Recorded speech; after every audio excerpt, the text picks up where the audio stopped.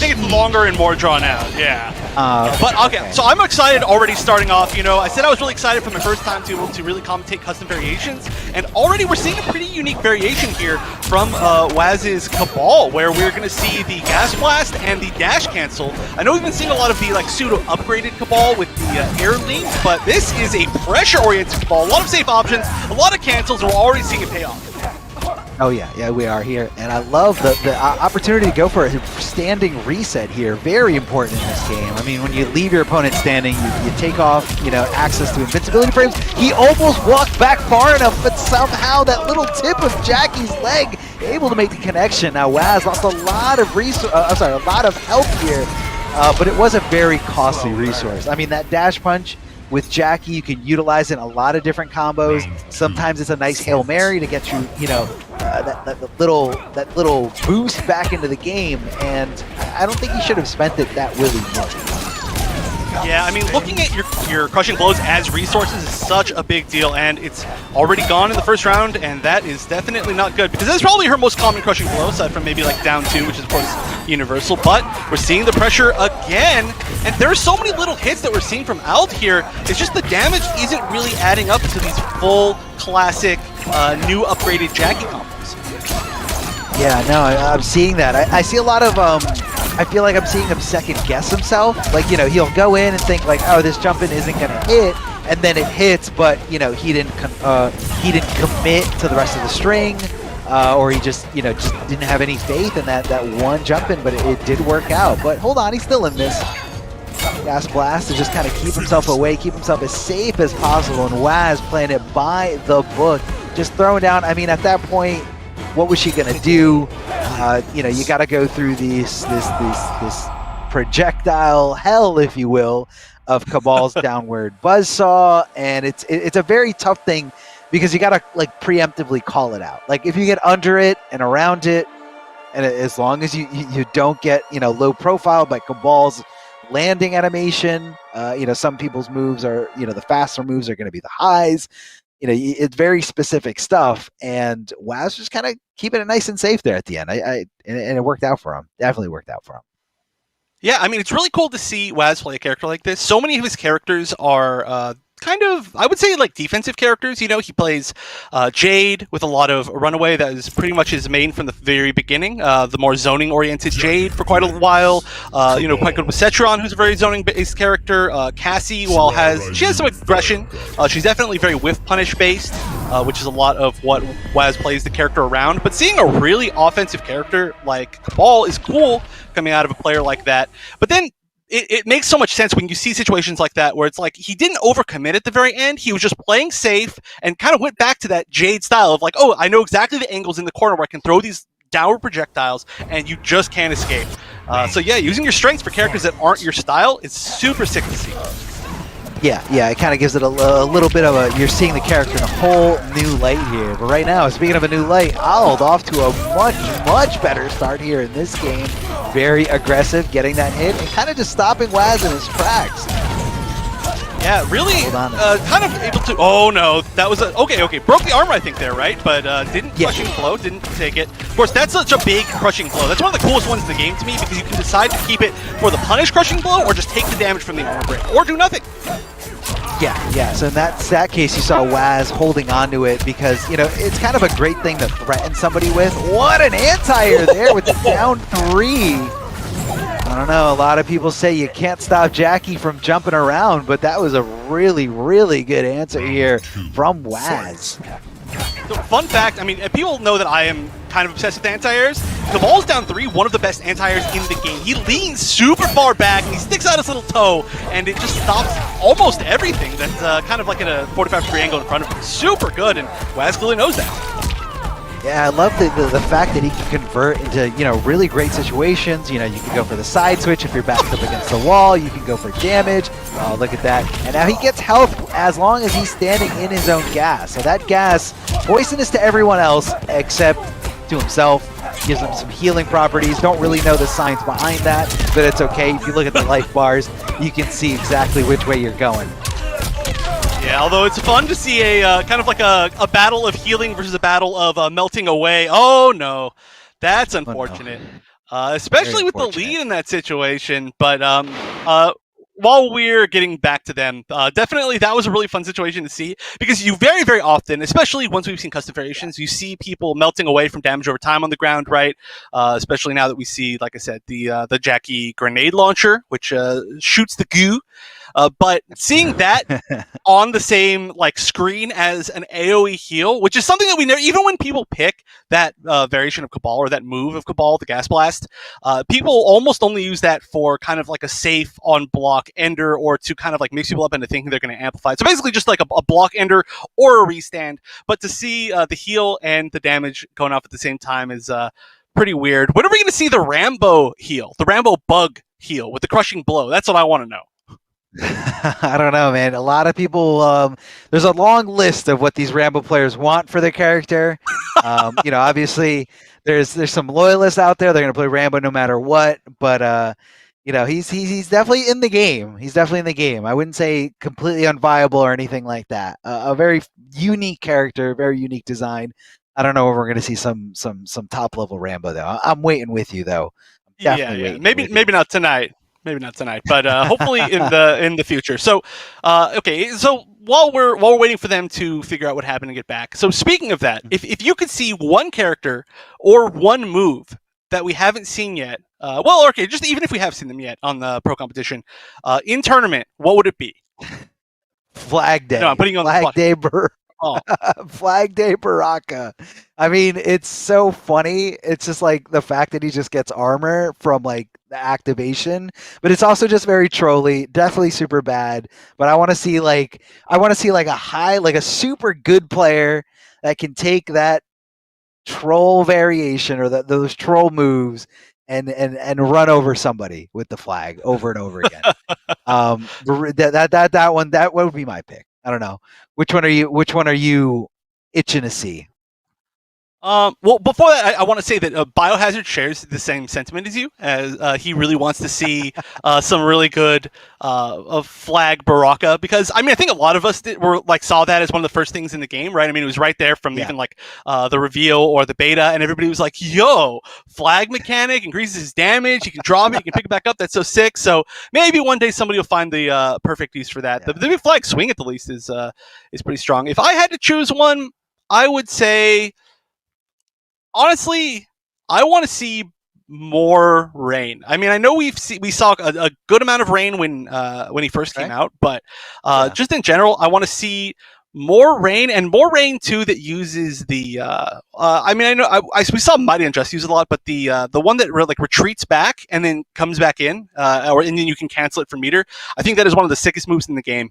And we never can see. Oh, you know what? I'm going to take it back. I'm going to go. I'm going to go for rain, but with the lightning clouds. The lightning clouds, I really want them to be good. I really, really, really want to see somebody find a way to use that move because the setups that they can create are super cool. But 2 slots is hard to sell when Rain has like 300 good moves aside from that. So what is that move lacking right now that you feel like it's not good? Because there's so many custom variations out there, so many different combinations that you can make. But what's that one lacking? Is it too slow? Is it what's the problem here? So we can I add it to the list.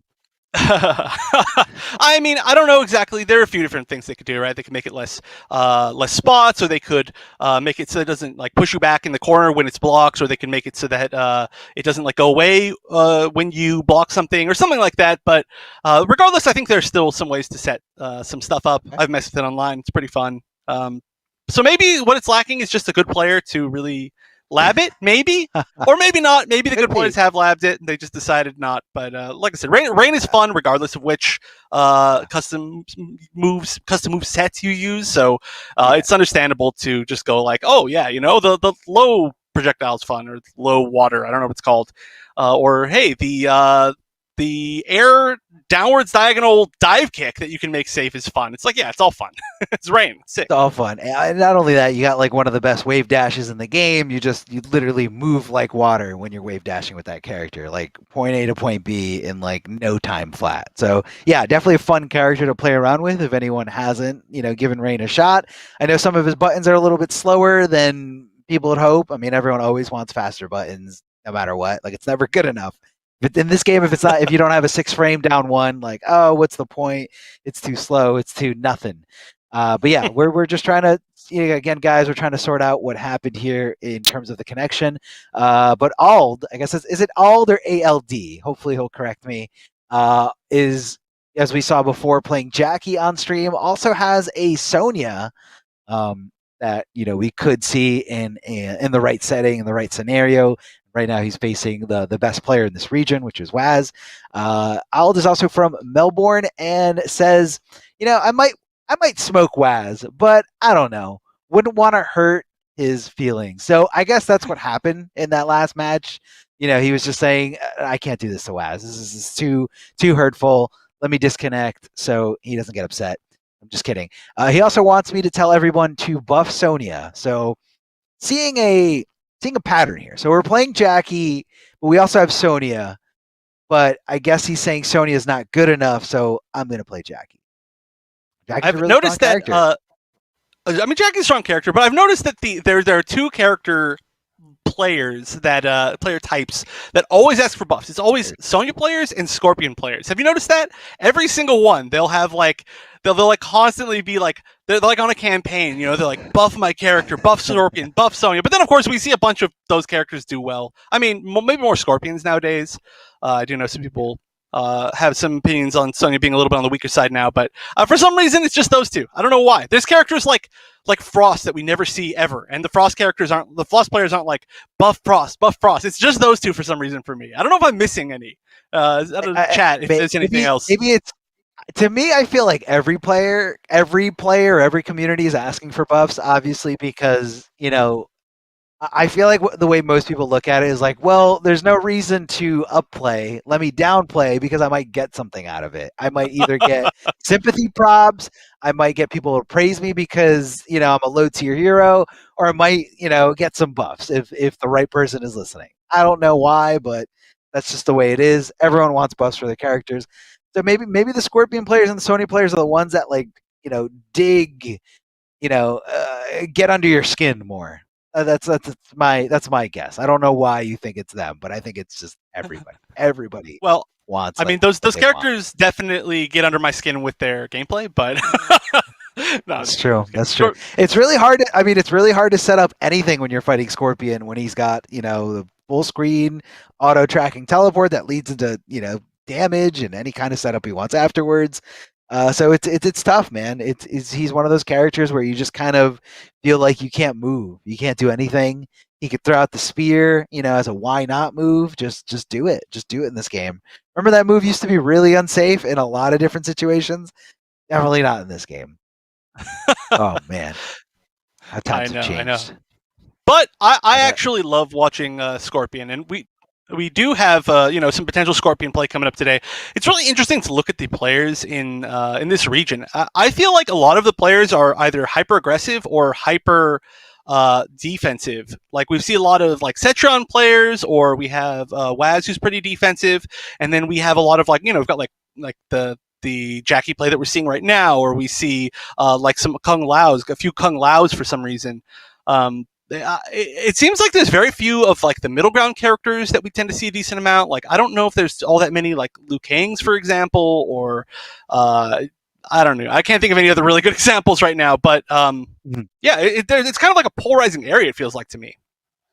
Yeah, I mean, I guess it's just kind of the top. I think the top players are very established in this area. Not to say that this area isn't talented. It's definitely talented.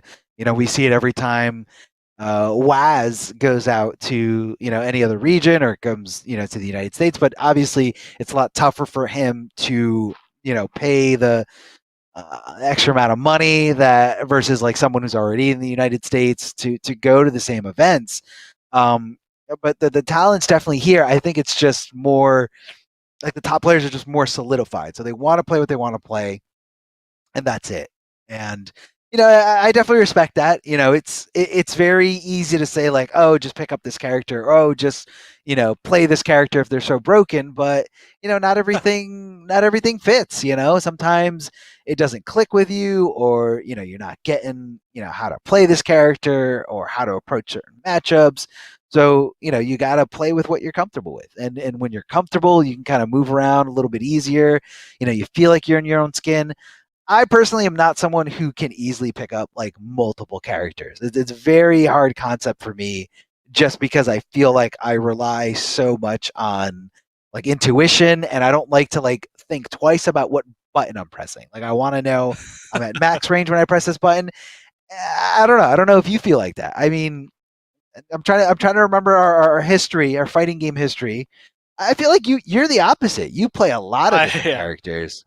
Yeah, Yeah. yeah. I play pretty much every character under the sun because I play a lot of games in general. So then I just play a lot of games. There's just a lot of characters, which leads to more characters in the games that I play. So one could call me indecisive, or one could call me a walking character crisis, which has definitely been a title I've been dubbed before. Or uh, I believe the great Mr. Brady once called me the human Mokujin, which is still a title that I keep in my back pocket. But yeah, I mean, Good it's one. all player play style, right? And I mean, one of the cool things about being able to play so many characters, even if I'm a scrub with every single one of them, is that you at least get like to understand them a little bit more. And Mhm. one of the cool things about, like, for instance, you were talking about like players just picking up good characters just because they're good, but in this game, and at least in the current meta of this game, I don't think that's exactly how it works.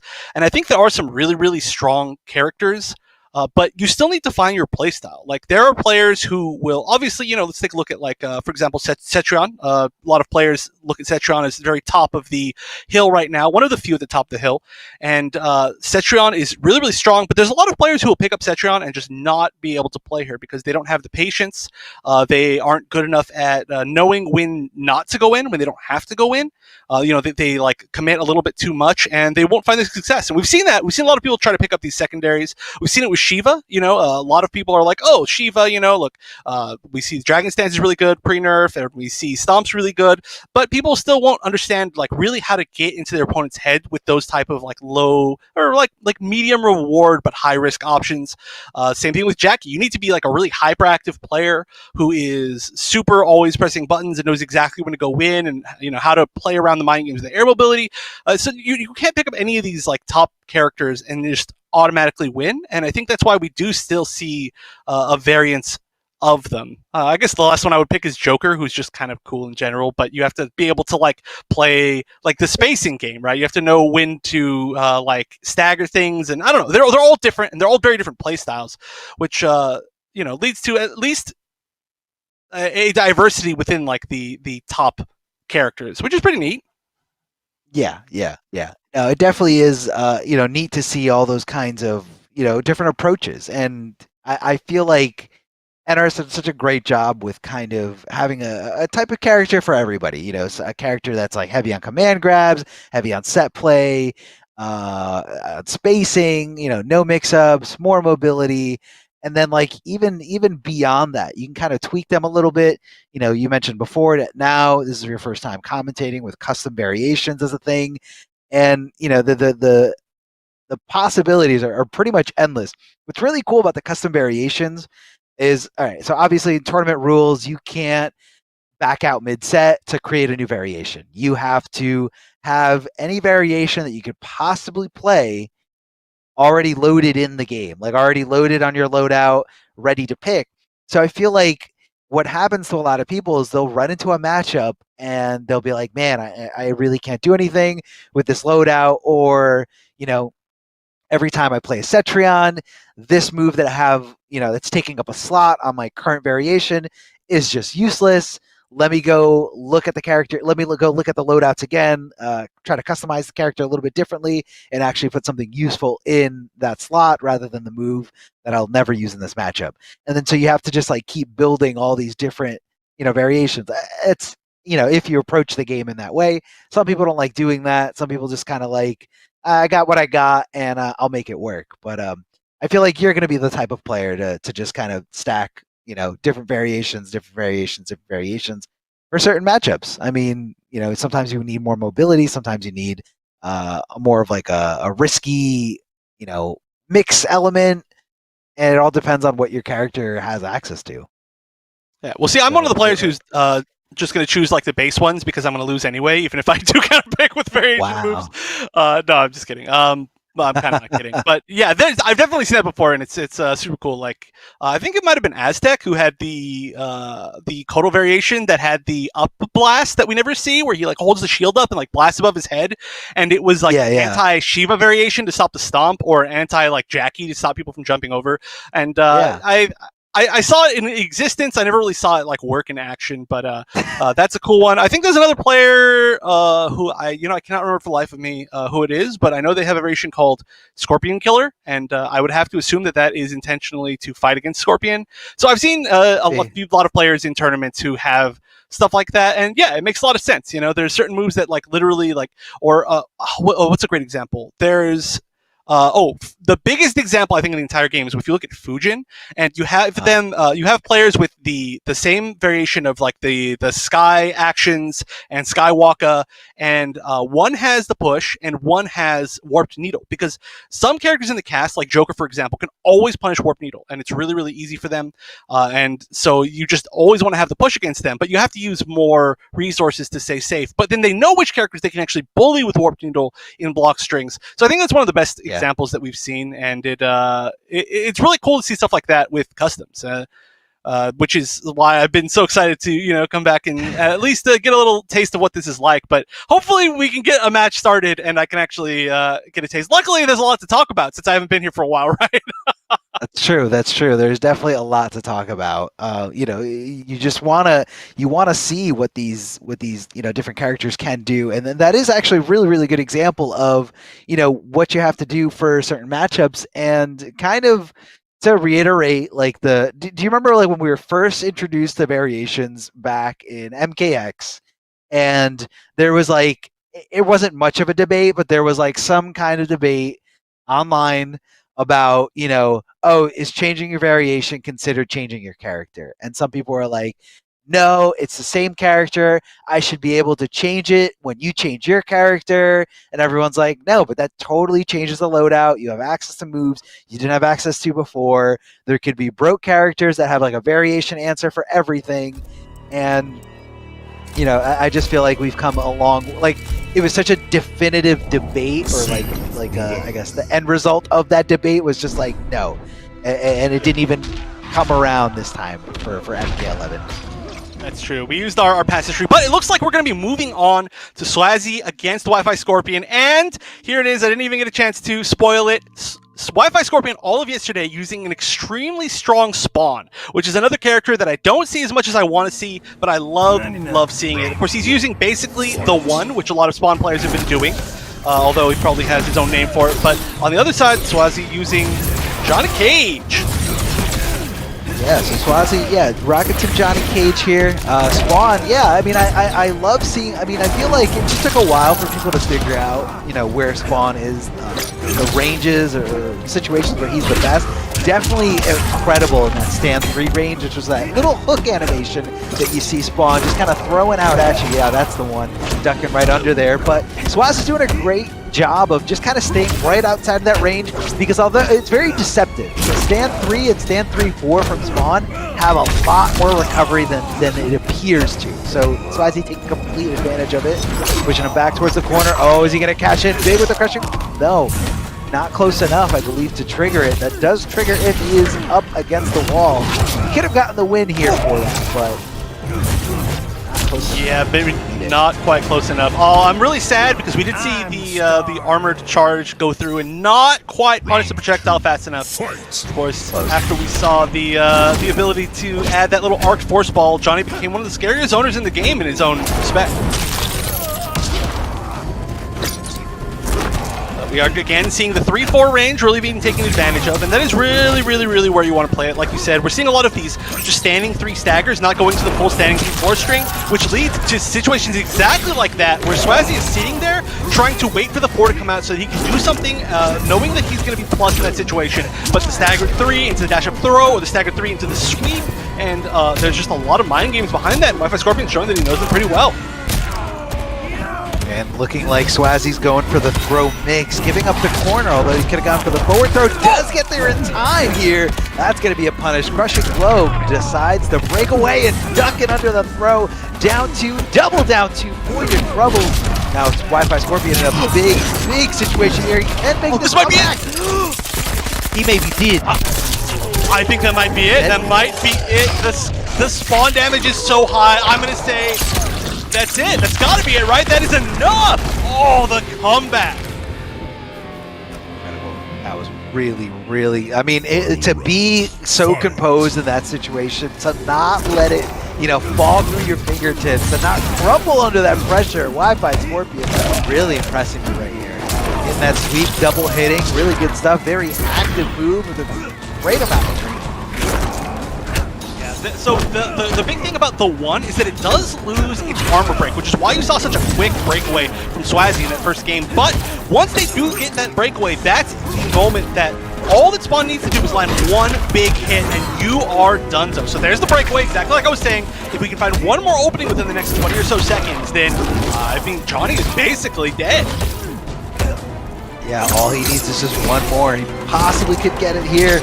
Trying to force the opening here, but Johnny Cage coming with those kicks from downtown, trying to cash in as much as possible because of that breakaway. However, he does find the hit here. It looked like Wi-Fi Scorpion was looking for some kind of stagger pressure, but instead, Johnny Cage just finishing the string normally, keeping it nice and safe, and able to secure that first game here. Swazi trying to jump up to spot number 2 in the points leaderboard. He is currently in 3rd place, not too far behind Wi-Fi Scorpion. Wi-Fi Scorpion does have 570, while Swazi has 525 points. Remember, the top 8 do qualify there, but when you're at the top here, you're kind of fighting for seeding, and you're kind of fighting for the best path for yourself.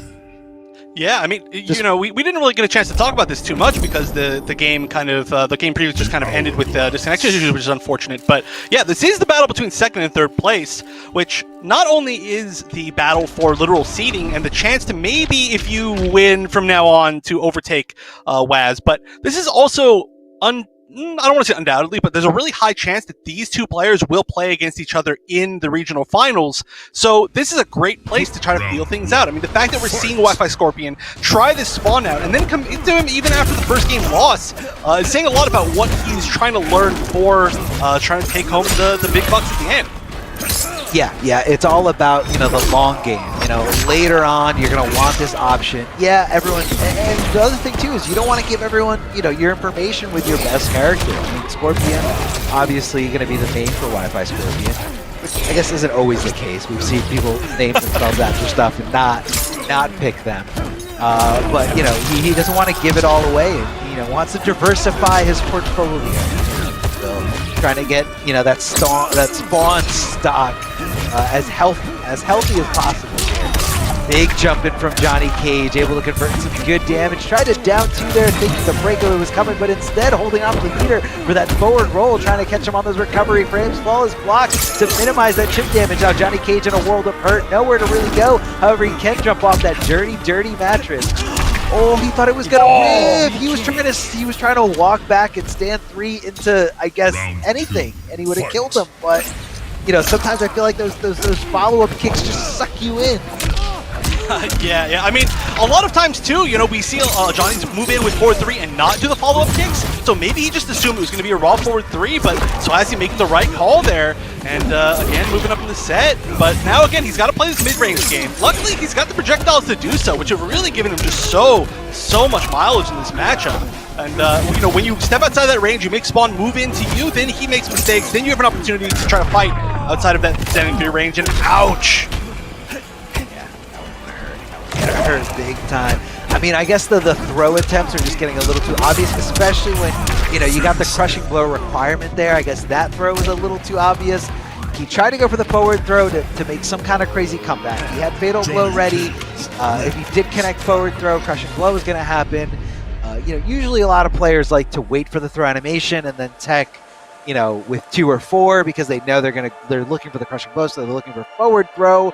But however, Swazi was just kind of thinking one step ahead and going for the duck and going for, the big cash-in read. I mean, it's a little bit more risky, but obviously it did pay off there at the end.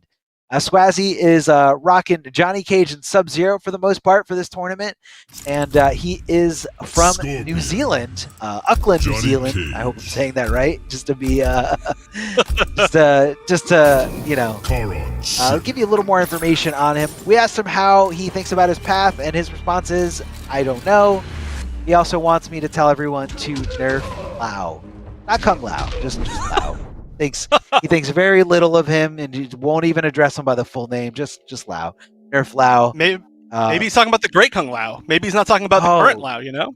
You're right. Yeah. Maybe he just wants Outworld to have won in the past. I mean, you could do that. You know, you beat Chronica, you could nerf the old Great Kung Lao. Oh, okay. So we're seeing the Scorpion come back out, and I love that first forward 3 already off the bat. Now this is going to be a big. Oh wow, his up 2 does not reach after forward 3-4. A lot of characters have that issue, especially in the corner. But I didn't know Johnny had that issue mid-screen, and maybe it was just the spacing.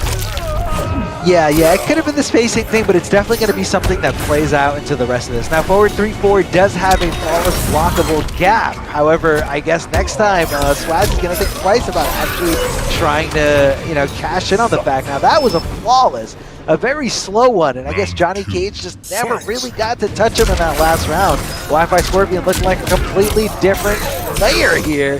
Gonna end it with the spear right next to him, trying to go in for the forward 3 stagger, recognizing that high and going right under, down to crushing blow. Big damage here. However, he does miss the little clip here at the end. Yeah, that denied him of any Oki, which meant that it went back to neutral, which Scorpion's going to be very good at. Oh, one of the biggest issues of back 1-4 is that the second hit can whiff on airborne opponents, and then it gives the opponent advantage. So a lot of weird little kind of like combo hits that end in disadvantage. Again, clearly this is not going to work out. And twice now we've seen the punish, which has led to a huge amount of damage for Scorpion. Oh yeah. Oh, very heartbreaking, honestly. Crushing. Ooh, speaking of heartbreaking. Oh yeah, that's going to be the comeback factor that Johnny Cage needs in this scenario. However, that is a finite resource. Crushing blows only happen once per game. So next time, probably just going to let the fatal blow rock. Maybe dash cancel for some little throw pressure. Who knows? Good anti-air here from Wi-Fi Scorpion on the stand 1. Just a simple little jab. Nice block confirmed, getting under there and just swinging for the fences. Wi-Fi Scorpion getting as much damage on the table as possible, connecting that overhead, connecting that low because Johnny Cage wants to jump, and then he wants to jump yet again. Oh, good throw tech. Good poke back, needs to take the advantage here. Nice, 2-wise, great blocks in the back 3 overhead. And now Swazzy needs to make everything work. He's almost at chip situation, but you know what? Third time's the charm. Back 3, and eventually it's going to connect now that they sped that move up. And so now Wi-Fi Scorpion is going to have to make the 3-0 comeback. But I mean, starting out off with a flawless is definitely the way that you want to start off a 3-0 comeback, right? Yeah. That's how you want to do it. I mean, and right now he's just feeling more confident. Like I can see it here in the gameplay, a little bit less second guessing yourself, and just a little bit more, you know, all about the read, all about the confidence and what is going to work here. So again, Wi-Fi Scorpion, second place here in this region in terms of points, and I'm seeing why. The anti-airs are on point. We saw a little bit of Spawn, which is the secondary character for Wi-Fi Scorpion. And Wi-Fi Scorpion is from Melbourne, and how he feels about his bracket here, his tournament path, is surely make second. That's it. Just confident, confident enough to get over everyone else, except I guess Waz, which is, you know, undoubtedly the best player in this region. And his quote is "Sup, Mary." Just Mary. So Mary, whoever you are out there. Someone saying what's up. Yeah, big ups to Mary. Right. Can we get the chat, please, to give a big shout out to Mary? Thanks. Yeah. Big shout out. I love this. The Halloween pack here, the costume, the werewolf from Johnny Cage. So throw a little flavor in here. Swazzy, he's sticking with the same character, just a different little look here. Wi-Fi Scorpion. I didn't actually see if there were any move changes, but I probably should have looked. But again, you know, just getting used to the custom variation. I assumed he was going to pick the same, but we do see the straight fireball, so it's not the same. Yeah, it looked like the arcing fireball was really good against a tall character like Spawn. You know, it's kind of forcing Wi-Fi Scorpion to you know, not even look for the high in a lot of situations. So this time, it's always going to be a high no matter how high or how tall they are, but it is a lot faster here. Down to just in case he did break away. Very smart on Wi-Fi Scorpion did not, or to opt not to go for it, but that was a big whiffer right in front of him. Oh, this is looking like a totally different game. This is a huge amount of damage. I mean, without breaking, that's almost like 400 damage in the corner, but not going to give him a chance. Oh, this looks like this might be over. I mean, this is not going to kill, probably, but we are going to be just about one hit away, and if you can make this comeback, I don't know, I've got something for you, but we're not going to have to figure out what that is, because that was a quick game. And you were talking about the ability to switch custom moves just to counterpick certain matchups, and that is a perfect example.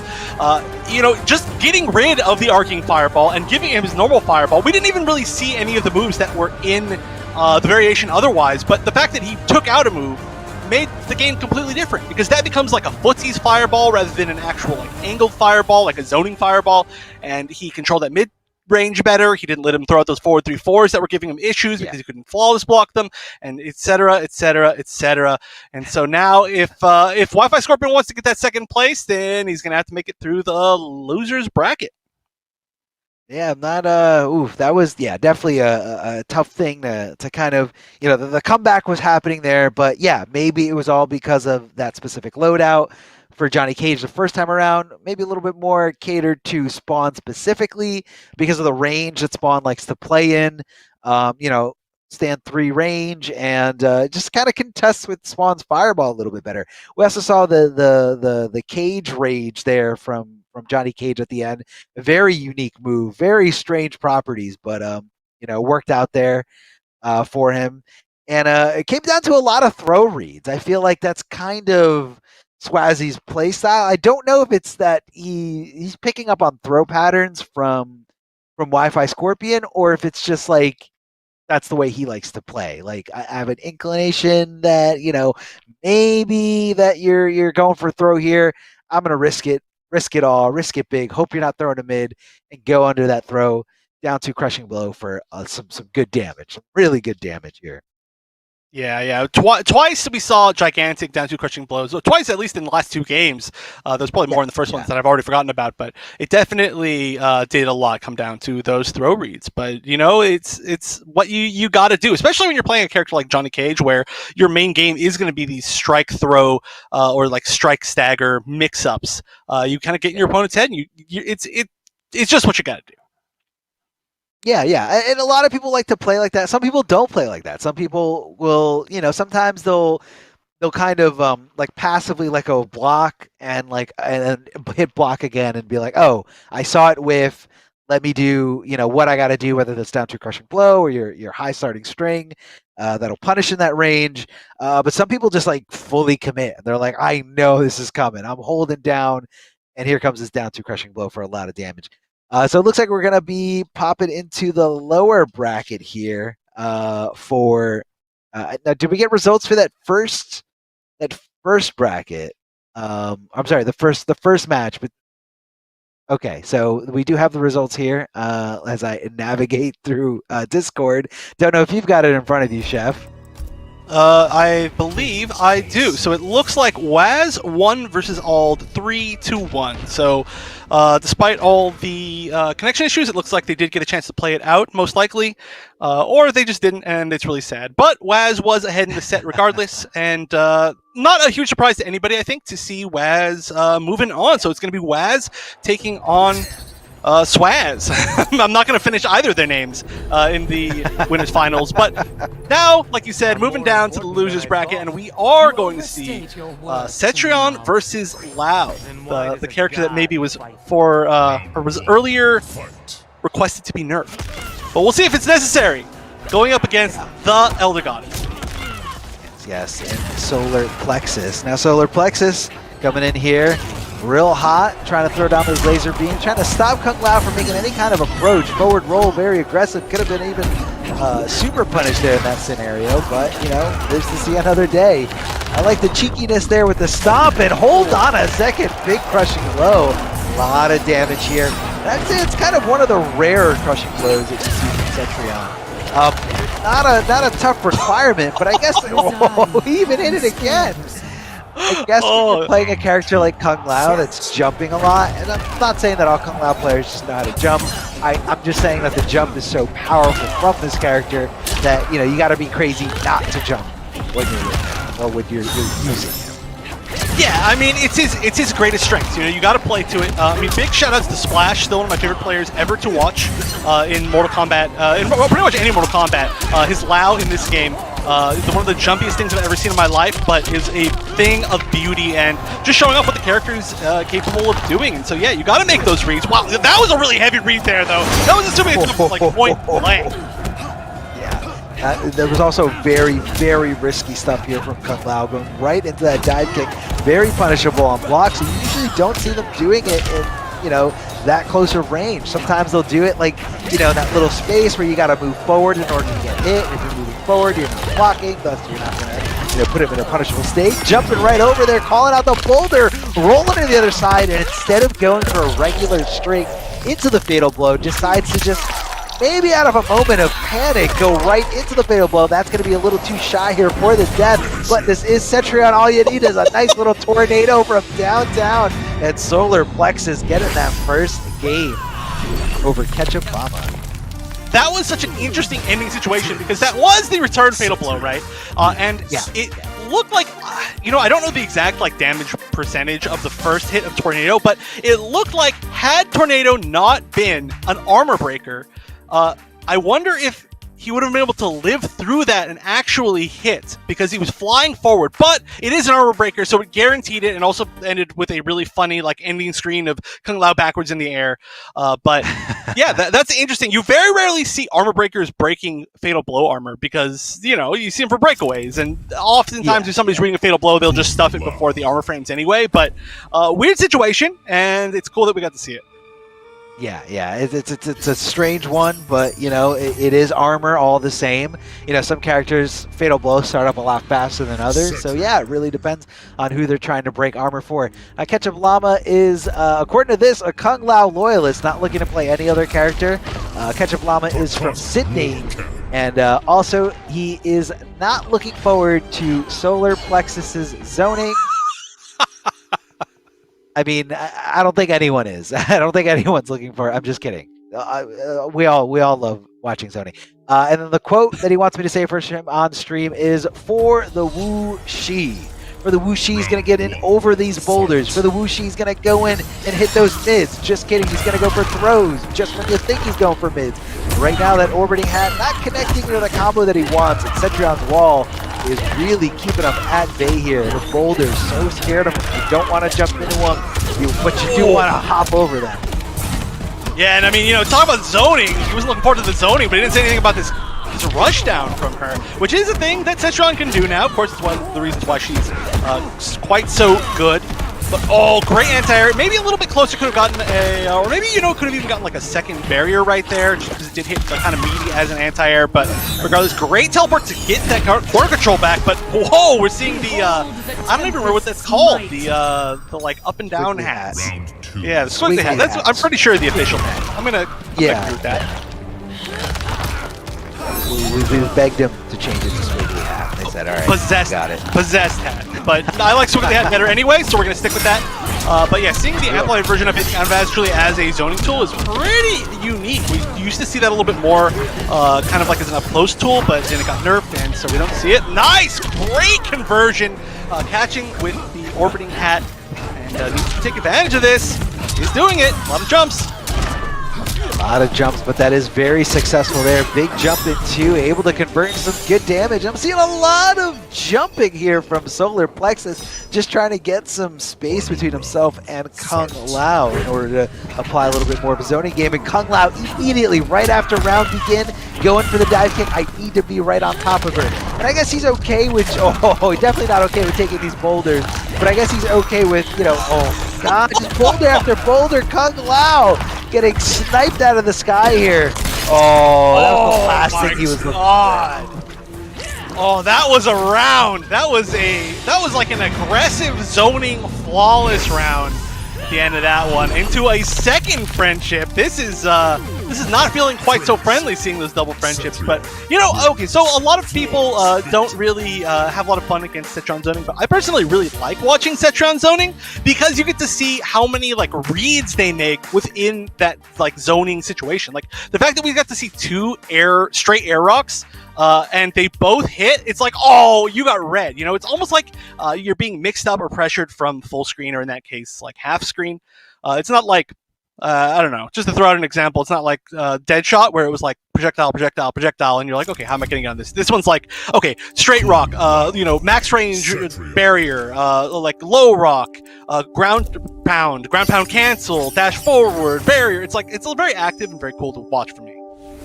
Yeah, she's definitely got a little bit of variety in terms of the zoning. Like, it's not just the same fireball you're seeing over and over again, or the same sonic boom that you're seeing over and over again.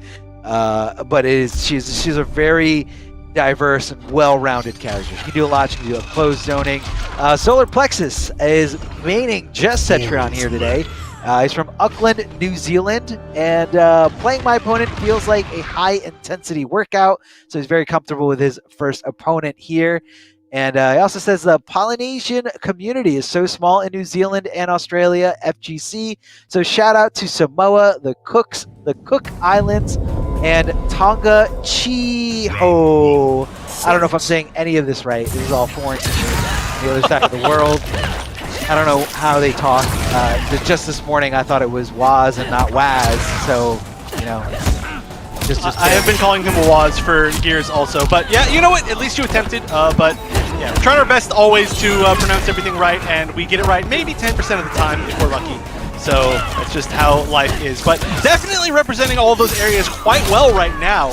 Although we are seeing Ketchup Llama get a lot more momentum at the start of this match. Not as many boulders, not giving it so much time, but nice usage of the amplified interactable, the meter interactable, to get out of that situation and just back that. Just get out of there. Oh! Can't get far enough away though. And he just did it. He just did it. Fatal blow. That armor just in time here to make sure going through anything Kungla was trying. Is he dead? He's alive. No, he's alive. But against Cetrion. Oh man. Raise your aspirations. Straight laser. What are you gonna do? I don't know. That's always going to be a tough situation. I mean, there's so many different things you have to watch out for too. You know, the ground pound existing now, the straight laser, the boulders, the barrier. Like, there's just too many options. Lau does have, you know, some answers to a lot of them, but sometimes you just got to accept that is life. So match point now. Solar Plexus is trying to move forward with a strong 3-0. Will we get the rewrite again? Will we get it? Is there going to be a state? Oh, got it. Every match. Every single match. Every time! Okay, I'm a huge Solar Plexus fan. This is incredible. The rate of success on these straight air boulders is unparalleled. That was like a totally different pattern than the last time. He did like 3 grounded ones into a straight one. All right, big fan. And Ketchup Llama played well, but unfortunately did in the kind of interview kind of already suggest what was going to be his downfall, and it was the zoning. But, you know, great showing up, getting some points. Definitely hope to see them more next time when they're not on the other end of a boulder. Yeah, hitting those boulders, not a fun thing at all. Definitely not how you're going to want to be spending a weekend. You know, it's tough, but you know, it's in the game.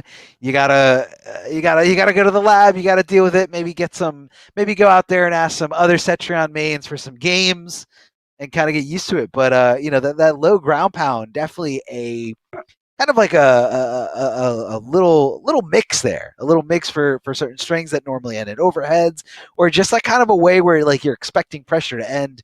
And, you know, here comes the low ground pound, and it's just throwing you off your game completely, throwing you off that rhythm. So, again, so you guys know about the tour here. Mortal Kombat Pro Competition. That's what we got here. Overall, 8 qualifier weeks per region. Top 8 players in points and standings for each sub-region make that sub-region finals. And the point structure for, you know, each qualifying week, just like this week. First place is going to be taking 350 points. Second place, 260. Third place, 230. Fourth place, 200. The 2 players in 5th place will be getting 140 points, and the 2 players in 7th place will be getting 70 points each. So in order to qualify for those last regions, you got to get into the top 8 of that region in terms of points. North America League and North America East and West are going to have $10,000 for their sub-region finals. And then we have Liga Latina, Mexico, Latin America North, Latin America South, and Brazil with $5,000 per sub-region finals. Intercontinental Combat, and so that's, Europe West, Europe East, Oceania, which is tonight, and the Middle East. They're all going to have a $5,000 sub-regional finals. So that's what these guys are playing for. They're trying to get into the top 8 in terms of points. Then they get to that finale event for $5,000 of a prize pool on the line. And of course, we want to do a big shout out to Astro Gaming. So thank you, Astro Gaming, for being the official audio partner for the Mortal Kombat 11 Pro competition. All the caster audio that you guys hear on all these broadcasts are powered by Astro for the entirety of the season. So please visit astrogaming.com to find out more information on all their officially licensed PlayStation audio products, which are available now. And let me tell you guys, we've been wearing these headsets for quite some time. They're very comfortable. You definitely got to get some. Yeah, this is the first time that I've been able to wear them. I've been a really big fan, and it's nice to be able to cast the headset. It's been a while. It's been since I've been live in person, so a huge thank you to Astro. But of course, the Mortal Kombat 11 Pro competition is presented by PS4 Tournaments, so be sure to check out the PS4 Tournament Open Series. The PS4 tournaments are weekly competitions for all skill levels where you can compete against your friends and rivals and enemies for unique rewards. You can visit the PlayStation 4 Competition Center, the one destination that has Mortal Kombat content that gives us an inside look at how top players play, tips and tricks for players of all skill levels, how to begin, etc. All you have to do is go to compete.playstation.com, sign in with your PSN ID, and you can pretty easily see a list of all of the PS4 tournaments to sign up for, which is just so easy for anybody to be able to take part in any of these tournaments. I mean, obviously it's been tough, not having quite as many in-person tournaments, but I've been able to see so many players that I haven't been able to, or that I was never able to see before, that I just had no idea about them, and see how good they are throughout all of these online tournaments, especially the ones that Sony's been holding. It's been great. Like, I really am so excited to see how all these new talent kind of do for how they perform for the next few years, or into whatever the next game's life is. Just everything. It's an exciting time. Yeah, it's really cool because you kind of get that little confidence booster, in these players that, might have not made it out to an offline event because they didn't want to, commit to, taking off from work, or commit to the expensive plane ticket, or the hotel stay. So it's kind of like we're kind of breaking down those entry barriers here for these online tournaments. So again, if you guys play competitive Mortal Kombat 11 and you're in any of these regions, I just said a whole bunch of different regions. I mean, we got North America, Latin America, Middle East.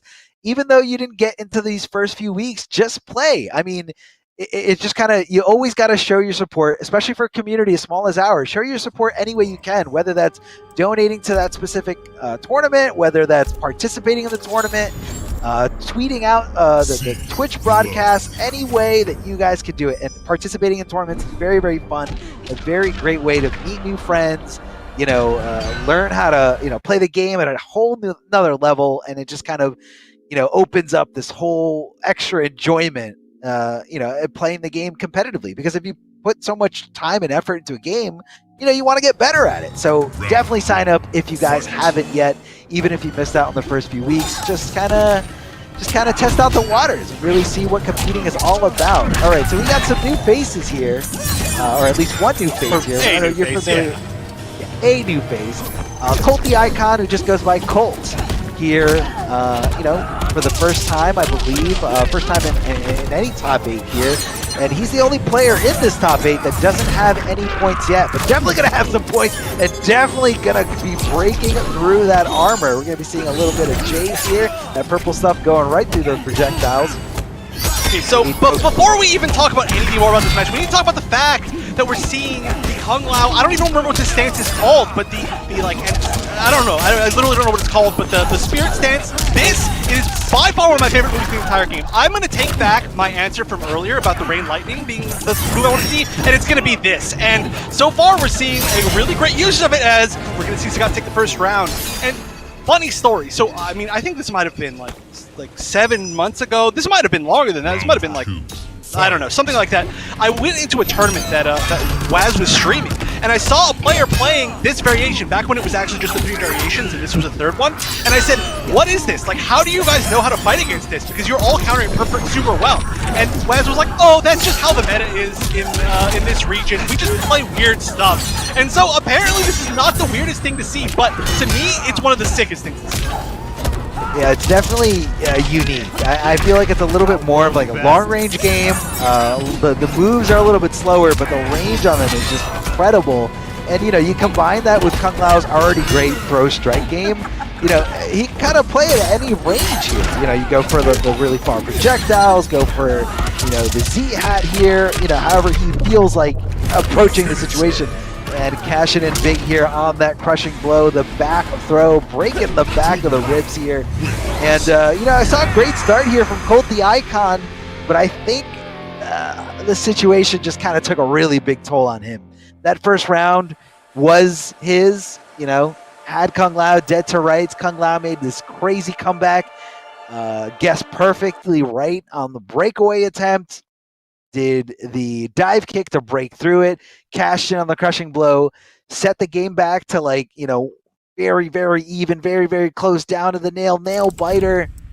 And unfortunately, Colt the Icon wasn't able to clutch it out. And I feel like I saw the, and I see this a lot in all kinds of players, whether you're new or intermediate. I see this a lot where, you know, you'll have one bad round or one bad game and you let it affect your whole set. You know, you got to leave it in the past. You got to just move forward. Don't let it bother you. But it's tough. It's way easier said than done. Oh yeah, I mean, that's a sign of a top player, is how much mental fortitude they have, I guess would be the term that you would use. So, you know, definitely tough for newer players, or players newer to competition, but hey, you know what? Backdash, forward dash, nitro kick is a pretty heavy sign that you are not afraid at all, even after a first game loss. And honestly, those are some pretty close rounds within that first game. Oh wow, zero fear. At this point, Scott's got to be ready, got to be ducking maybe to try to bait those out. But, you know, I did watch Scott run through the bracket, and he did defeat a known Jade to make it into the top 8, so definitely has Jade experience, knows how to counter these things, just probably not expecting it. Yeah, didn't expect the amplified there, and that's the tricky part. Getting it on block, but then, you know, you don't expect them to amplify, you go to punish, and then the amplify just kind of knocks you on your ass, and it's very, very tough. Oh my god! How many of these are gonna hit? This is unbelievable! These kicks! Oh, I mean, there's gotta be some money. Last week we saw crazy Devora teleports. This week it's these insane Jade nitro kicks, which are, you know, highs that you can duck in full combo punish, or they're also just not safe on block. Oh my god, please! You gotta duck one of them! I know you have the ability. Look, you're on reaction, blocking and punishing forward 2-1, but just make the read on the nitro. There's like 600 of them so far. Still though, beautiful combo, beautiful combo. That stance does give you the chance to use some really, really cool new combos, like you were seeing right there, or get some cool conversions. Like, that's a cool, very, very nice 4-1-3 conversion. I'm going to say cool a bunch, because it is, but that was a very different round. Didn't even give a chance to nitro kick.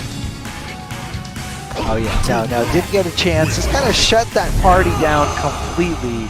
And unfortunately for Colt the Icon, down to possibly the last game here. Got to make it happen. Down 2-0 in this set, and this is in the loser side of the bracket. So the loser here is going to be out of the tournament in 7th place. Still getting some points, but definitely not where these players want to be. Hey man, you make it to the finale, you'll definitely get some money here, part of that prize pool. So, you know, 70 points can go a long way here. Yeah, and I want to point out the fact that even though it may look a little bit, I don't want to use the term scrubby, but it could be perceived as scrubby the way that Colt the Icon started doing a bunch of those kicks in that game.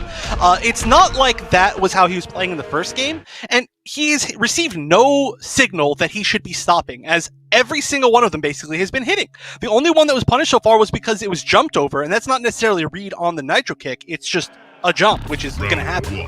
So the real question is, if it starts getting punished, oh wow, speak of the devil, alright, so if it starts getting punished hypothetically by a down 2 crushing blow, will we see the continuation of the Nitro kicks? I don't know. It all depends. I mean, some players refusing, some players get conditioned too hard, so depending on how much damage that down 2 crushing blow did, it was very, very significant. How much does that damage mean to you? Certain players. All right, now we're seeing the Volt from Jade, a little different here. Big jump in, but didn't believe in the read, didn't want to commit to it at all here. Does hit those Delia dance cancels here in that low, but really not enough damage. He doesn't go into like a full combo. That's going to be an overhead, very unsafe stuff, but very tricky to see coming.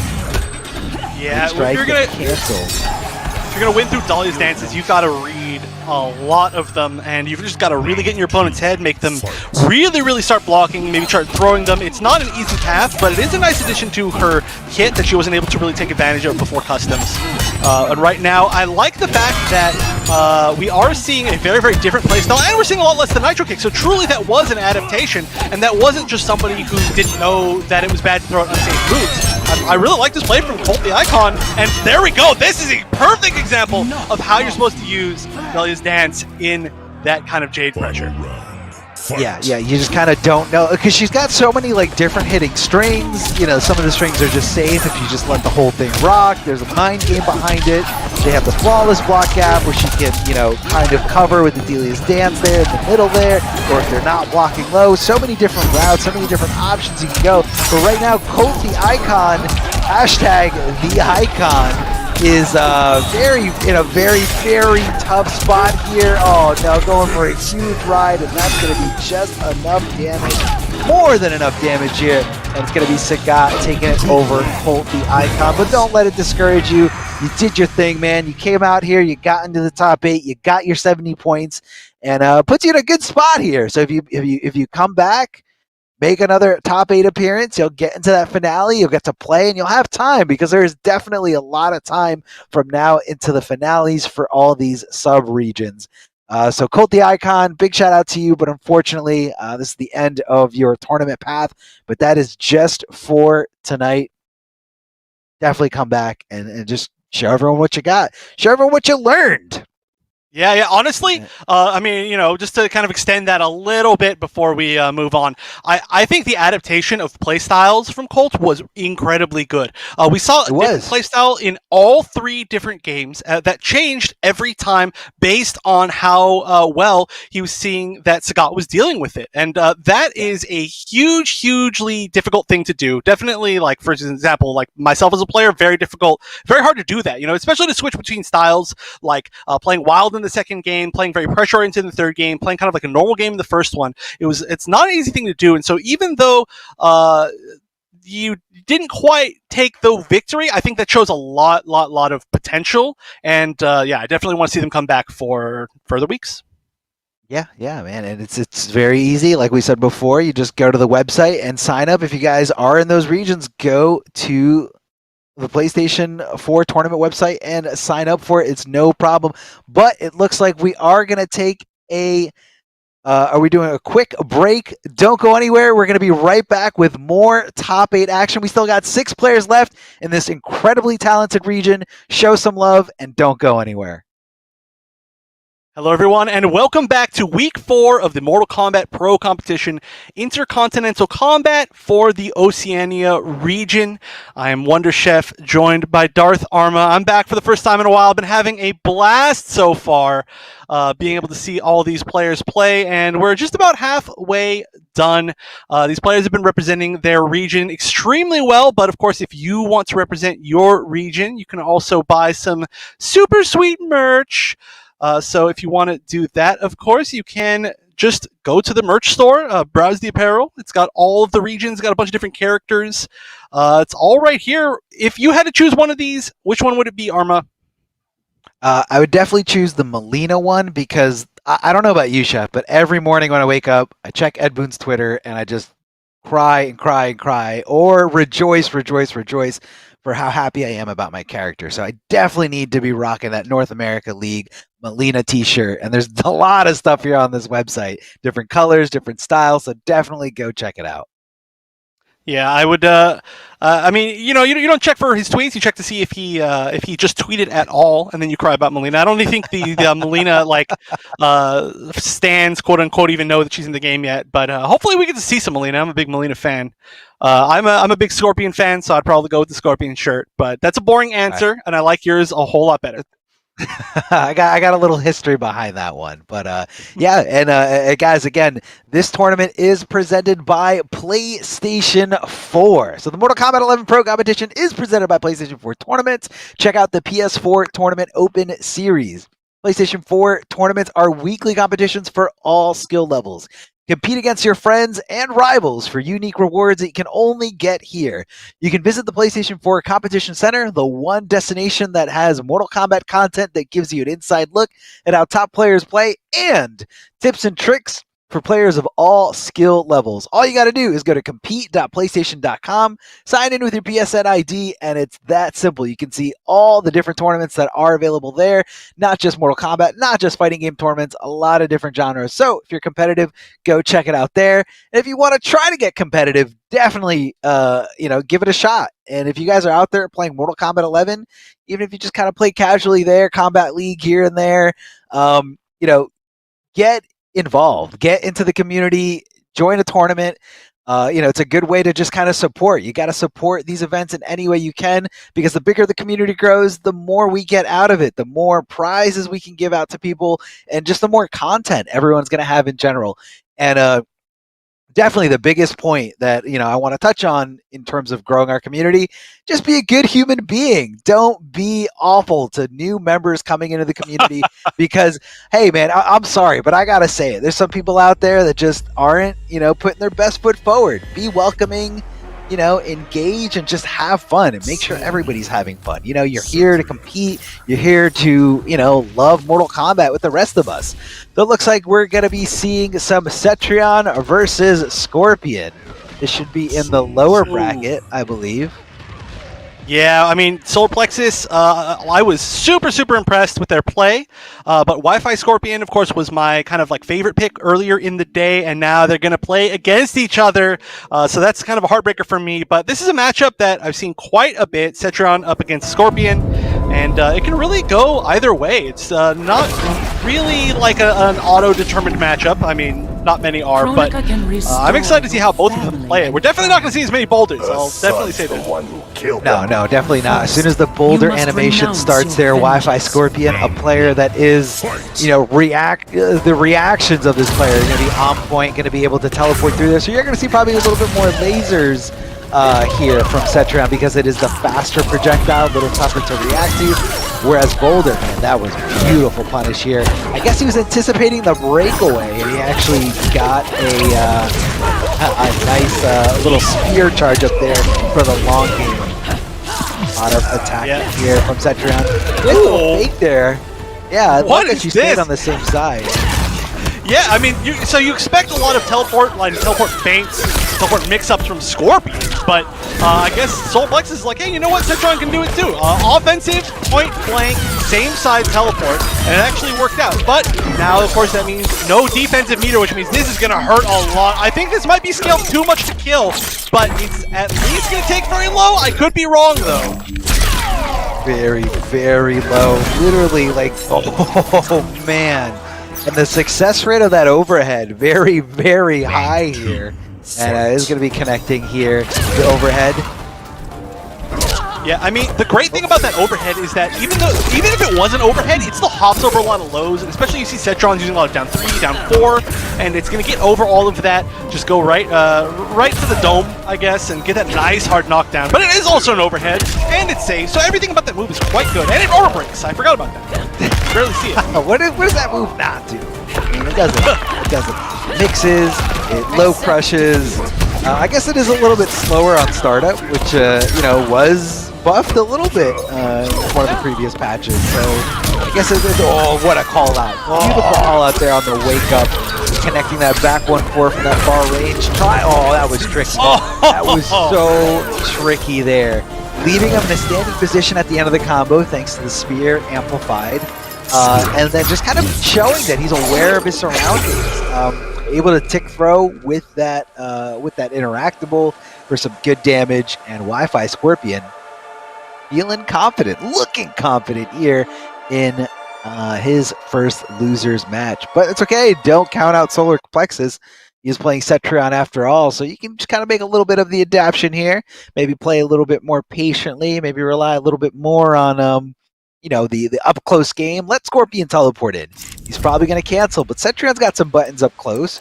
Very fast normals, and you know, maybe this just requires a little tweak of the variation here. Maybe a little tweak in the custom build. So let's see what Solar Plexus goes with. Yeah, we do see cycling through. I couldn't see because it was really tiny, but we'll see as it loads in. Obviously, Wi-Fi Scorpion has to stick with the same thing. Also, side note, we're not seeing Spawn. Probably doesn't want to play Spawn up against Cetrion. That can be a bit of a zoning nightmare. So, Deadly Winds, it's the same thing. Okay, so all together, all the same. Considered maybe switching. But, yeah, you know, within the first match, we saw most of the success from Solar Plexus come from rushing down. We saw some really, really nice rush down. But one big bait on that wake up 2 was really all that it took to end that second round, because it was that into freestand, into the command grab reset, no breakaway. So it wasn't a terrible match. It's just sometimes it all works out bad in one round. And you know, right now, Wi-Fi Scorpion says he wants it to work out on even better for more than that, and that is huge. Great. That all started with a jab punish from the natural barrier, which would have interrupted even half amplify. Second hit of it, all good. Very, very fast little jab and kind of get there just in time. Oh, somehow connecting that smoke bomb, and definitely going to be cashing in big.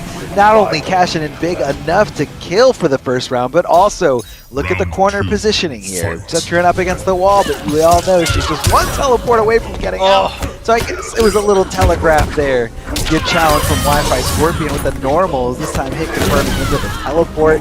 Connecting here with that cheeky little overhead after the jumping overhead. That's going to be a counter hit for the crushing blow. Going to amplify that teleport for a lot of damage. No breakaway available for Solar Plexus, and just not blocking that second hit of the low. I'm seeing a little bit of a little slack here. I mean, you know, it's one thing to get hit by a straight low or if there's some kind of mix-up, but that animation is very telling. You know the sword's coming out. It's a very far-reaching mid, and everyone knows, you know, since the beta, that low is coming right after there, because it's definitely the go-to footsie tool for Scorpion. Yeah, I mean, I just think that maybe Wi-Fi Scorpion was just so far ahead in this string that like it was just hard to follow along for Solar Plexus. Maybe just, you know, preemptively trying to like get out of a situation, maybe scared of like a stagger, something like that. But overall, I mean, Wi-Fi Scorpion's pressure strings are all just so well planned out. You know, I mean, using every like interactable. We've seen 2 interactable combo starters so far, which is huge. Ooh, we've seen the switch to Shiva. But yeah, Scorpion's like all of the pressure strings, all of the resets, everything have been so like predetermined, so smart. Just already knows exactly what he's going to be going for next, and it shows. It's so hard to get out of. But all right, we're going to see the low, we're going to see the unblockable, and the enhanced dragon drop. So we are going to see some stomps. But Scorpion teleport, pretty good answer to the stomps. Oh yeah. I mean, get you out of dodge. She can go for, you know, a little bit you know, you fake to go for the stomps, and then you try to block the teleport, but then Scorpion, I love that. Walk up punish, big damage here, going to amplify for a little pop-up. Unblockable ground pound here, going for regular stomp, and because of the delay from Shiva, able to kind of wait for Scorpion to finish. Now Scorpion cannot delay that teleport at all. As soon as he hits teleport, he has to come out of it. He can, however, cancel out of that teleport after the teleport has taken place. So there's a little bit of a mind game there in terms of, you know, is he going to let it rock? Is he going to wait? Is he going to hold it, fake it out? Oh, trying to go for tried to art the stomp a little bit to the right, but that was a very good call by Wi-Fi Scorpion to not move. Unfortunately, not fast enough to punish. Stomp whip What? and a fatal blow. That is optimal Shiva play. That is 100% optimal Shiva play. That's the kind of stuff you go to the lab for. So good stuff to Solar Play. I don't know if you know how insulting that sounds. That is Yeah, mentally broken. That's how you start a 3-0 comeback. Let me tell you. Teleport? Oh, just commit to it. Just commit to it. You don't need to cancel it. You're already punishing. But yeah, so far so good. I mean, hey, the Shiva this thing's working out. Side note, isn't this just Shiva's Tournament 1 variation? Mean Queen, right? I think so. It's got the anti-air grab. It's got the unblockable stomp, and this is it. This Yeah, is Mean Queen. yeah. This is Mean Queen. This is the one that had. This was the only variation that let you arc it to the left or right. Right. Oh, that's a punish. Oh, I think I hit him out of the Amplify too, which was the second hit, so managed to waste an offensive bar. Ooh, big damage. And that's a lot more damage after the throw, of course, with a huge DOT. You can see that life bar just melting. Oh, the delay! Good call. Good call. I have to do it again. Oh! No! Oh no! Oh no! Oh no! One more for crushing blow. One more! Just go for the stomp. Just do it. Oh, he didn't have the bar either way. Either way, didn't have the bar. I don't think he should have spent it on the last one. Yeah, he blew the last bar on the last one. And so actually getting him out of that amplified version of the unblockable ground pound was a pretty big deal because that could have set up a win. But match point now for Wi-Fi Scorpion. We'll see if the Shiva's powerful enough to stomp out his 3-0. Could be. Gotta make this comeback. Oh, no meter for Solar Plexus. Okay, finally got one bar back and one bar back, but this is gonna have to be a lot of hits. All right, gets one. A lot of hits, a lot of stomps. Gotta call it out there. I like a Wi-Fi Scorpion said, I'm gonna try to keep it as safe as possible, but this time getting clipped there as he tries to jump out of the air. Little bit of teabaggery from both these players, just kind of hold it down there. Oh no, don't let him do this. Don't let him do Crushing blows this. one away now. Oh no! Had the chance. The meter was just building too, but Wi-Fi Scorpion isn't gonna let the Shiva plan work. The reads were really good by Solar Plexus, managing to delay every single time that he was going to teleport punish it. I forgot this was a fatality. I haven't seen this one forever. The dive through, pretty funny. The first one we ever saw, basically. Yeah, because we saw it so much early on. Nobody does it anymore. Everybody does the other one now if they do anything. Yeah. Or the friendship. Friendship's like 90% of the time. Yeah, friendships are definitely the way to go. It was such a fun thing that they added back into the game. Of course, a throwback to the old. I mean, we haven't seen anything. We haven't seen friendships since, I guess technically Trilogy. But it was just kind of, just a great way to kind of a little nod to the old days, and it's just a fun way to kind of see your characters in different lights. But huge shout out to Solar Plexus. You did a great job getting 5th place, securing a good amount of points, and trying to solidify that spot in the top 8, I should say, in order to qualify for the regional finals. So Solar Plexus, keep doing your thing. Loving the Cetrion, loving all the different options that you have with the character. Just gotta work out some things. Maybe work on some Shiva some more, because I did see some success there with Shiva, and she's a great character, unblockable stomps. What else could you want in this character? Yeah, I don't know. Not much else. But, one thing to note is that it was Mean Queen that we saw, which was a pretty interesting choice. Yeah. But we didn't really see all of the options come out too effectively. We did see the ground pound getting like one hit in, but because it's Scorpion, the ground pound is going to be pretty reactable, and we saw it punished quite a bit. We saw the Shokan snag, the anti-air. We saw that get a combo like maybe 2 times throughout the whole set. So it would be really interesting to see maybe if they commit to Shiva playing a slightly different variation, one that has maybe the March for a little bit more mix up close, so it's not wholly dependent on the stomps, because really just need a little bit more damage to make the comeback in a few of those situations, or taking maybe the low for some mix-ups. Regardless, Not going to work this time. Going to be sent out, and that means that Wi-Fi Scorpion is going to move forward in the bracket to take on the winner of what will, I assume, be our next match, which will be Ald against Sagat. And we didn't get a chance to see Ald play too much because of the connection problems in the first game, so I'm excited to see whatever character he picks up against Sagat, who I do hope uses more of the Kung Lao stance that I can't remember the name of, and I will probably never remember the name of. But if chat could remind me, I will try to bring chat up. But yeah, about that's the great ancestor moves. Yeah, coming in from. Well, it looks like he's also got the Z hat in that one as well. But he likes to use that just for a little bit of. It seems like just a better way to have like a grasp of a little bit more like mid to full screen presence, something you always got to watch out for, and it could be something that could aid him in this specific matchup here against Jackie. Jackie does like to take to the sky quite a bit. I mean, if you don't have that super jump equipped, the bionic bounce, are you really playing Jackie? I mean, this is custom variations. You got to use the best tools. We do have a few other custom moves along with this variation build. But let's see what Sagat does. We got the squiggly hat there, amplifying it for maybe catching some free damage here against Jackie. Maybe she's not paying attention. Maybe she's not anticipating the application of that move. Good breakaway. Good timing. So this is. This is definitely a more common variation setup. So this is going to be the one with the orbiting hat, I believe. Oh no, this is the possessed hat and the buzzsaw. Okay, so I misread that for sure. There's a lot of different options you get with Cloud. I love how he's kind of evolved since Customs came out. But it looks like Sagat's pretty good at using all of them, and we're already seeing a pretty quick first round. Yeah. Pretty dominant. I mean, not super in his favor. Got hit a few times, but able to kind of keep control of the whole situation. Squiggly Hat is able to push her back just outside of that forward 3 range. That's definitely going to come into a factor here when it comes to that specific string and just kind of what's the mind game. You kind of want to anticipate it to whiff because that is kind of the go-to challenge from Jackie, as it is a very, very quick mid. Good conversion here, forcing Jackie to come off that breakaway, getting that back throw. Jackie's holding on the block for dear life. A little too scared as she doesn't have any wake-up options after that breakaway. That was a weird little exchange here. I know, just like held it for a little bit. Oh, he's gonna land it, and the conversion, beautiful.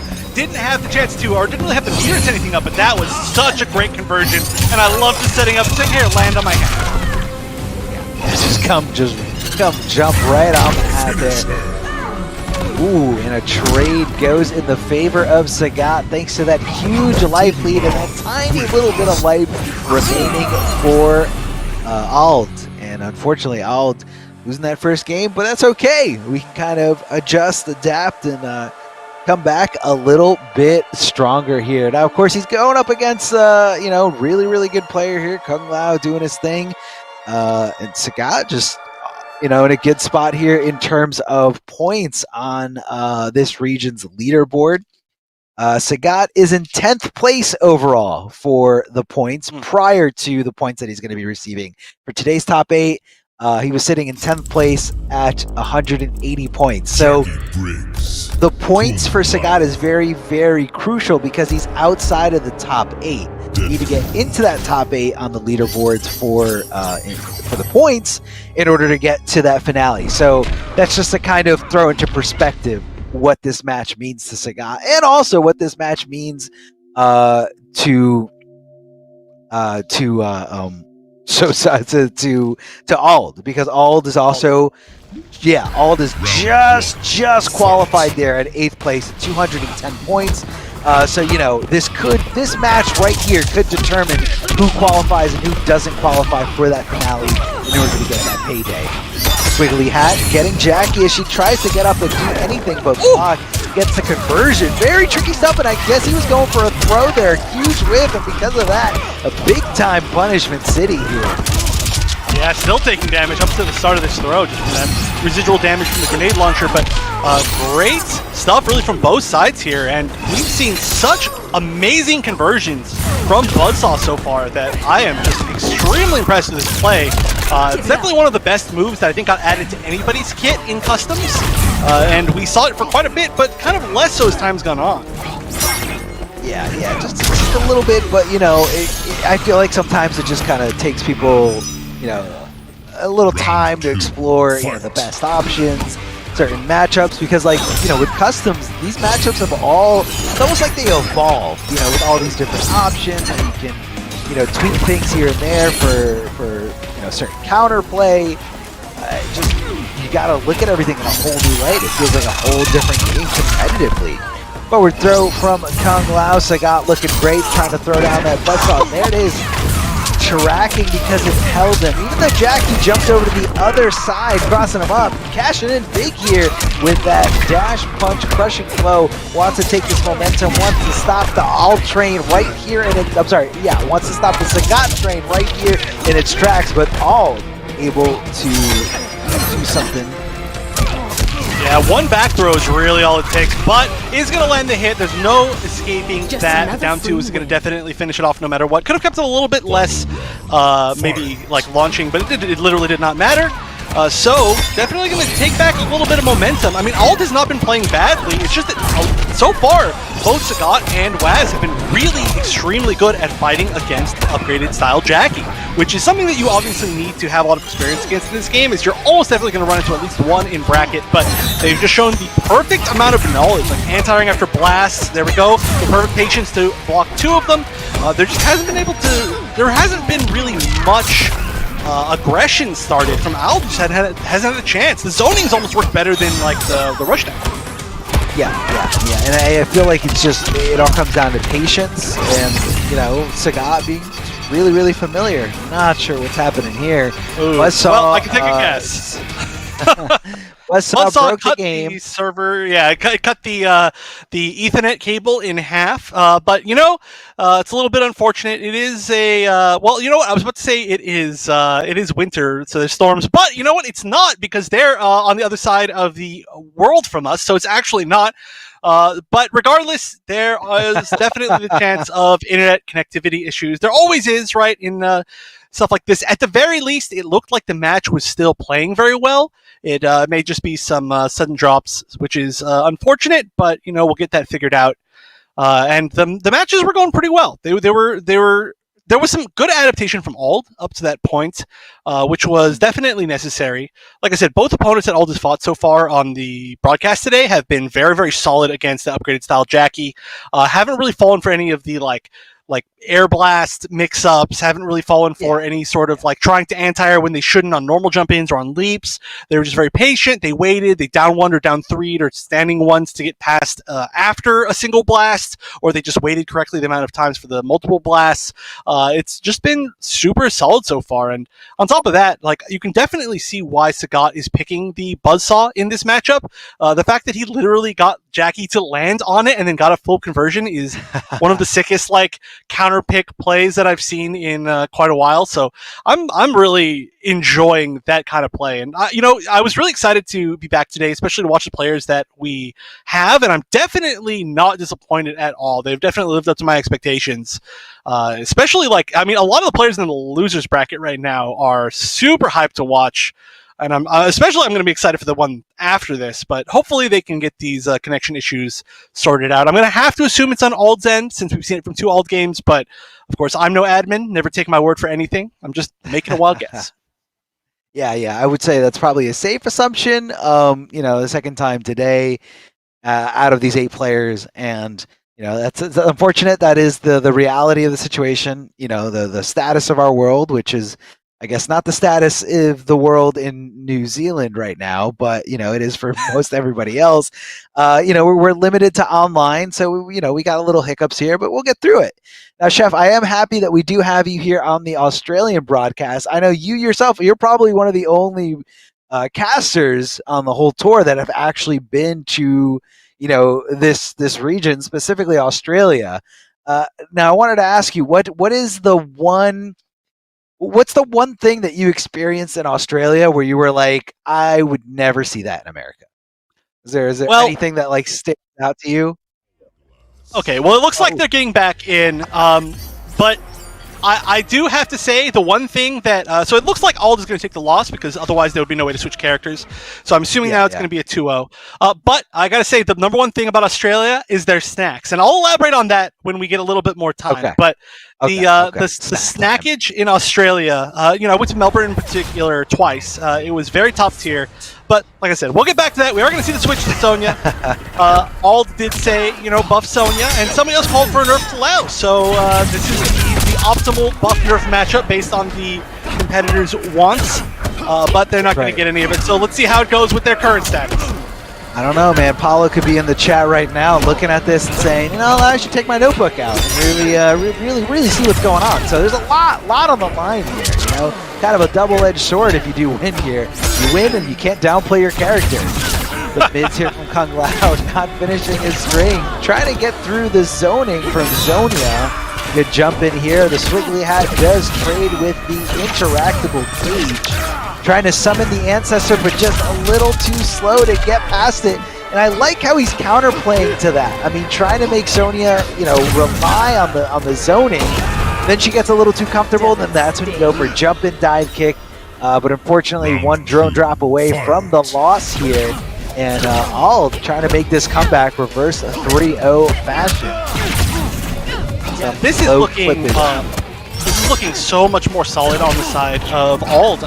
I don't want to make any assumptions, but if I was watching this not knowing Ald's history, which is absolutely correct, my assumption would have been that they were a Sonya player who maybe didn't feel Sonya was quite up to par and then ended up switching to Jackie, who's known to be quite good. But you can tell when somebody's playing their main, playing the character they've invested the most time into, it just feels different. It's just the way they move, the way they time things, their confidence, and that's really showing right now, even though right now Scott's got the upper hand. It just looks like a different player almost. No, definitely commentators curse all around here. But hold on a second. Sonya's a mixed machine. She can go in there. Never mind. Kung Lao swinging for the fences, trying to get out of there and getting a nice little side switch there. Sonya doesn't have a teleport or anything like that, but she does have some rings to just kind of keep you at bay. Huge jump in, paid off big time, big punish, and now total control in the corner. Look at this oppression here. The mids coming your way because you thought the throw was coming. The throw coming your way because you thought the mids was coming. Kung Lao guessing right over and over again here. I mean, Sonya in for a world of hurt. Ald has got to kick this up a notch, and here it is. Does hit it, but he drops the combo. Huge opportunity missed here.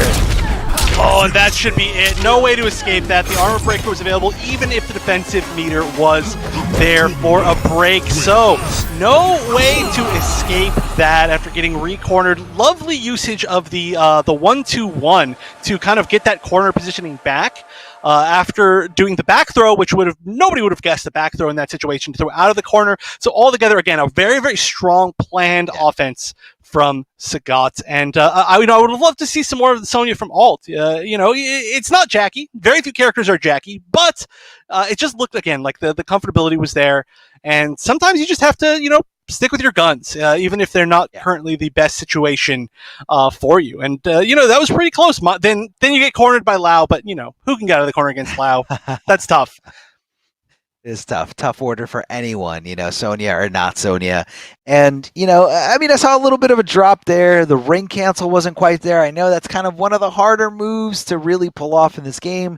Not that this game is necessarily like high execution, but I would say that's one of the things that, if it's not really embedded into your muscle memory, it's not going to come out 10 out of 10 times. And, as great ones back in the day said, your best B&B is the one that you can hit 10 out of 10 times, the one you're never going to drop. And, that's how, I've always looked at it. I've always looked at it as, and some players aren't like that. Some players like to swag out. Some players like to go for the really, really tough stuff to really impress everyone or just to optimize their damage. But I'm someone who's, I want the B&B that I'm going to hit every single time. No reason to risk it. No, because you're leaving damage on the table, and that's damage that your opponent isn't thinking out of. It's just you messing up. Yeah, it's definitely not an easy thing to do, those ring cancels. But then there's also like a lot of situations. Like I think those might have just been situations where you're not going to get a full combo off of it because whatever you hit them with beforehand pushes them back a little bit too far. So maybe it was just a choice on that end. But that does mean that Sagat will be moving forward to play against Wi-Fi Scorpion. But before we move on to that match, of course, I want to give a huge thanks to Astro, of course, for this lovely, comfortable headset. And again, this is my very first time being able to use it. They are the official partner of the Mortal Kombat 11 Pro competition. All of the caster audio for not just this one, this broadcast, but all of the broadcasts is powered by Astro for the entire season. So go to astrogaming.com for more info on all of the officially licensed PlayStation audio products. And you can be cool like us, or you know what you can really do is rock these way cooler than us is really the key there. Because I'm rocking it at about a level 3, and I'm going to need some actual cool people to rock it at least a level 8. That's right, and we can't do that unless you guys go to the website and buy it. I mean, you know, I'm giving you permission to treat yourself. You know, we've been stuck inside for quite some time, so you might as well be comfortable. I mean, these A40s are so comfy, and you're not going to get anything as good for the price. So definitely treat yourself. Go out there and just upgrade your system at home. I mean, and show, you know, everybody on the Zoom calls how cool you are as soon as you log out of work and just turn into a Mortal Kombat 11 player, streamer, enthusiast, whatever you are. Definitely the headset for you. So it looks like we're going to be moving on in this bracket here. A lot more players eliminated. I believe we're down to just 4 players remaining. We have the losers semifinals, which is set up for Wi-Fi Scorpion versus Sagat. And then we have the winners finals, which is Waz, not Waz, Waz versus Swazi. Is that also Waz, Swazi? Waz and Swazi is the same way. Okay. I'm definitely calling him Waz and Swaz. There's no way that I'm not. Also, huge shouts to Ultra David if he's by chance watching this. But he did call him Shazzy in the very first broadcast, and that is unforgivable. I just want Ultra David to know that. But yeah, no, I'm definitely going to call him Waz and Swaz, which of course is actually the grand finals, or was the grand finals of the very first week of this broadcast. So it's definitely showing. It's going to show how they've kind of advanced since then. I think that was the time that Swazi knocked. Yeah, that's right. He knocked the Waz into losers, but then Waz used Setron to make it all the way back up and reset the bracket. And then I think in the very end he won with Frost, actually. But regardless, it was a very close week, and so now they get a chance to do it again. And I think last week Swazi was not in the top 8, right? I don't know if you remember. I do. It wasn't Swazi. It was a different player. I just remember Waz using RoboCop in the grand finals and able to command grab, low tiger shot, high tiger shot, as David puts it. I'm trying to remember the result from last week. I was just watching it, but yeah, it was definitely quite a treat, and the attention was 100. It was a Kotal Khan player. That's what I'm remembering right now. But it was definitely a treat to see a character you don't really see utilized as much. Character was kind of downplayed by everybody, including myself, in RoboCop. So let's see, Waz bringing a little bit different character this week. This time going with Cabal. We saw him do great in the first round of winners. Anti-aired Jackie every possibility that he could.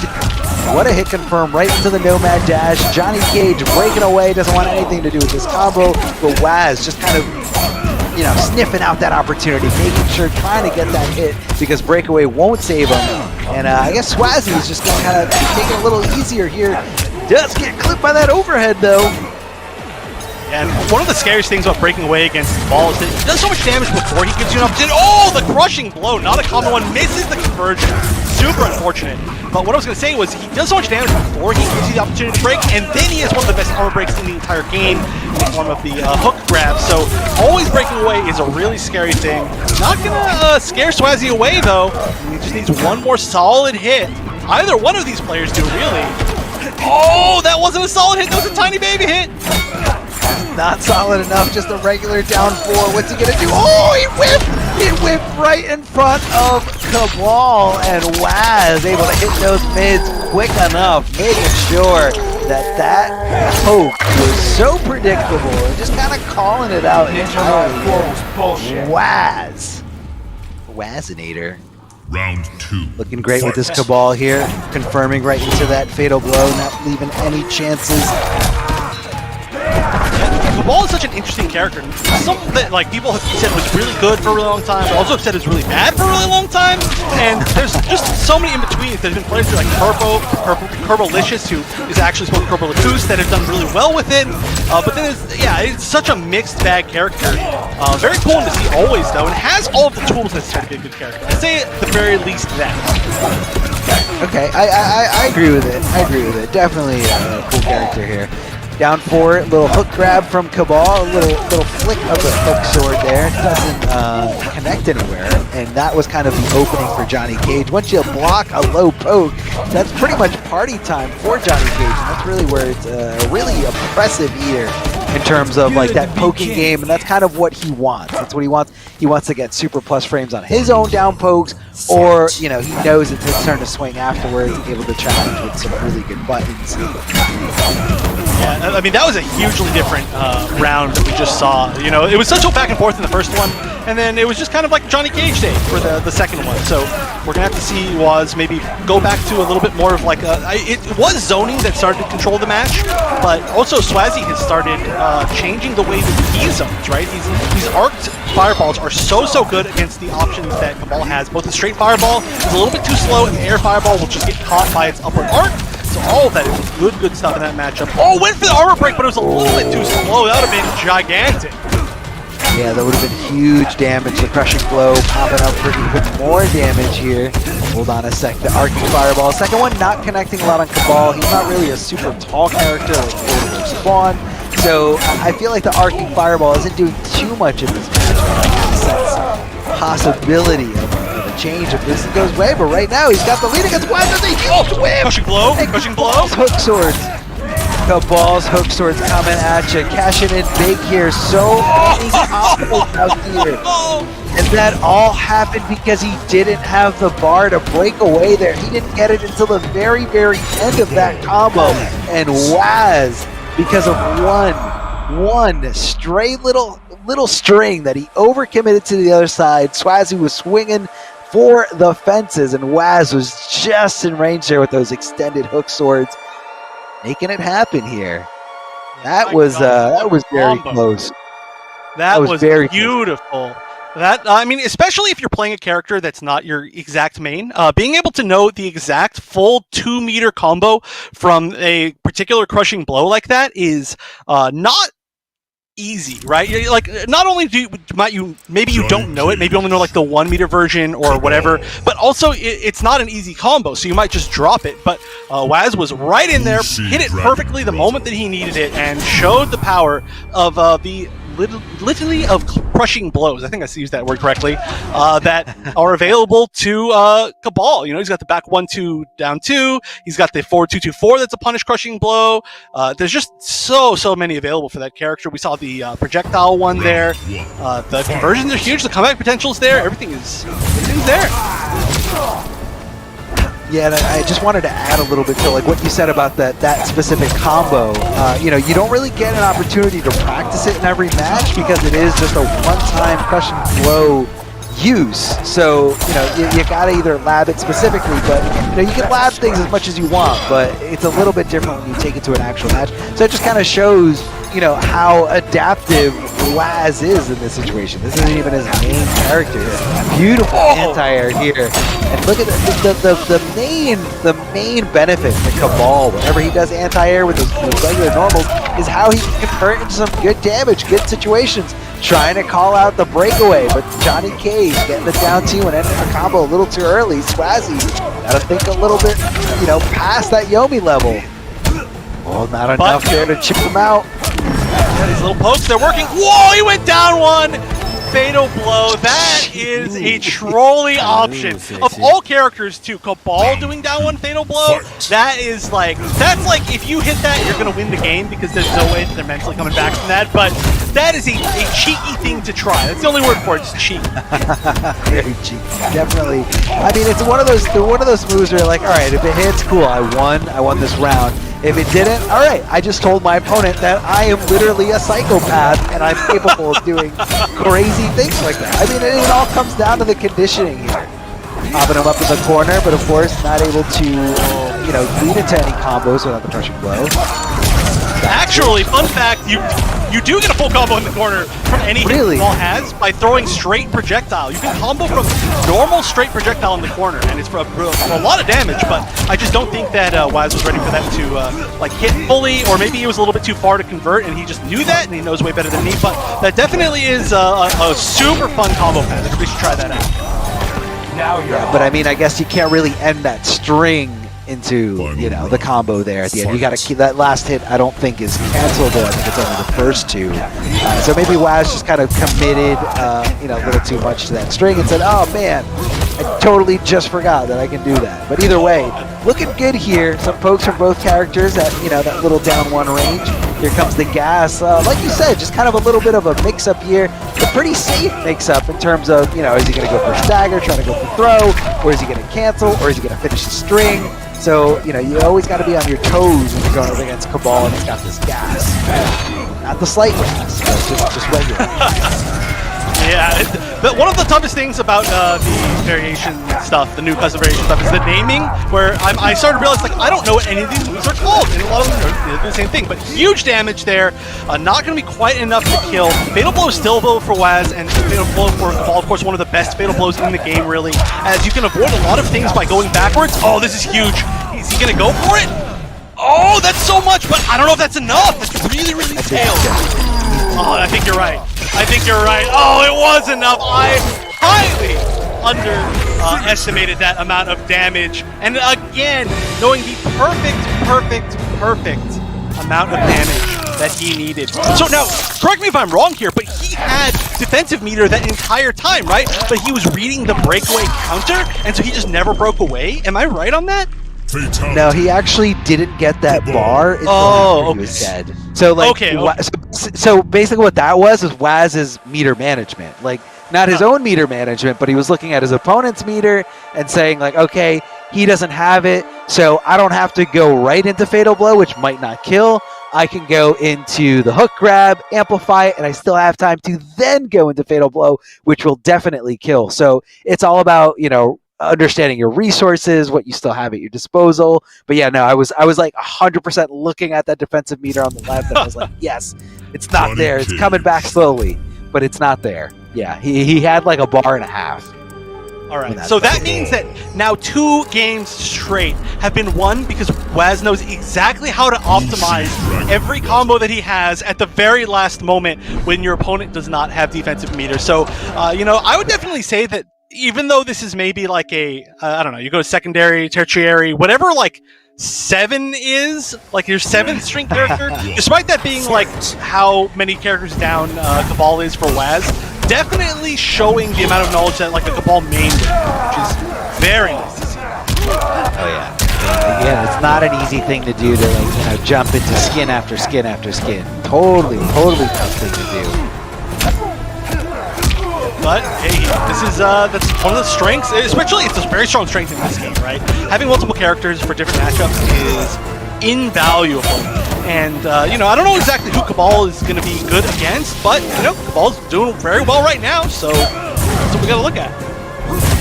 Yeah, definitely doing well here. Oh, going right for the buzzsaw, and you have to amplify that preemptively. You can't amplify it later after you throw it. But because the reward is so good, sometimes, you're kind of just playing the lottery here. If it connects, cool, go into Nomad Dash. Look at those wake-up buttons from Waz. And oh my god, this time he had the breakaway and Waz was all over it. Waz was all over the fact that he wanted to get out of the combo, all over the fact that he had 2 bars available for him.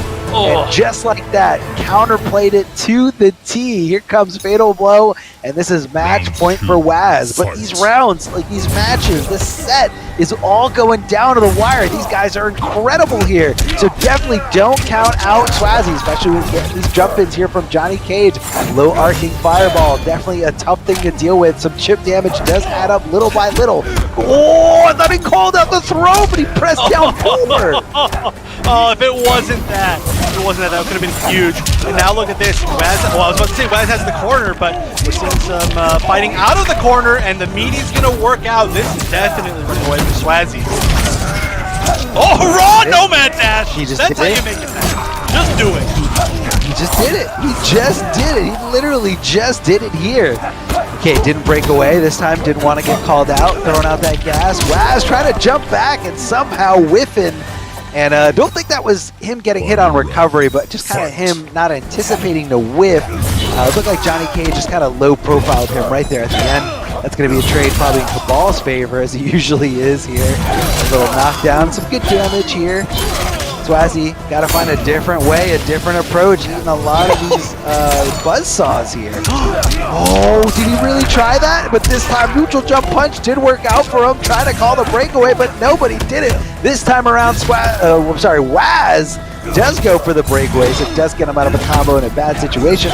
He can slow it down here, but you know what? He's trying to go in as hard as possible here, and Swazzy trying to take this. Swazzy swinging for the fences here. Swazzy meeting him here with the trade in his favor. He's got the life lead. Waz down to literally nothing. I'm getting really confused between saying Swazzy and Waz. I'm almost saying Wazzy. Swazminator. Swazminator. New one. Yep.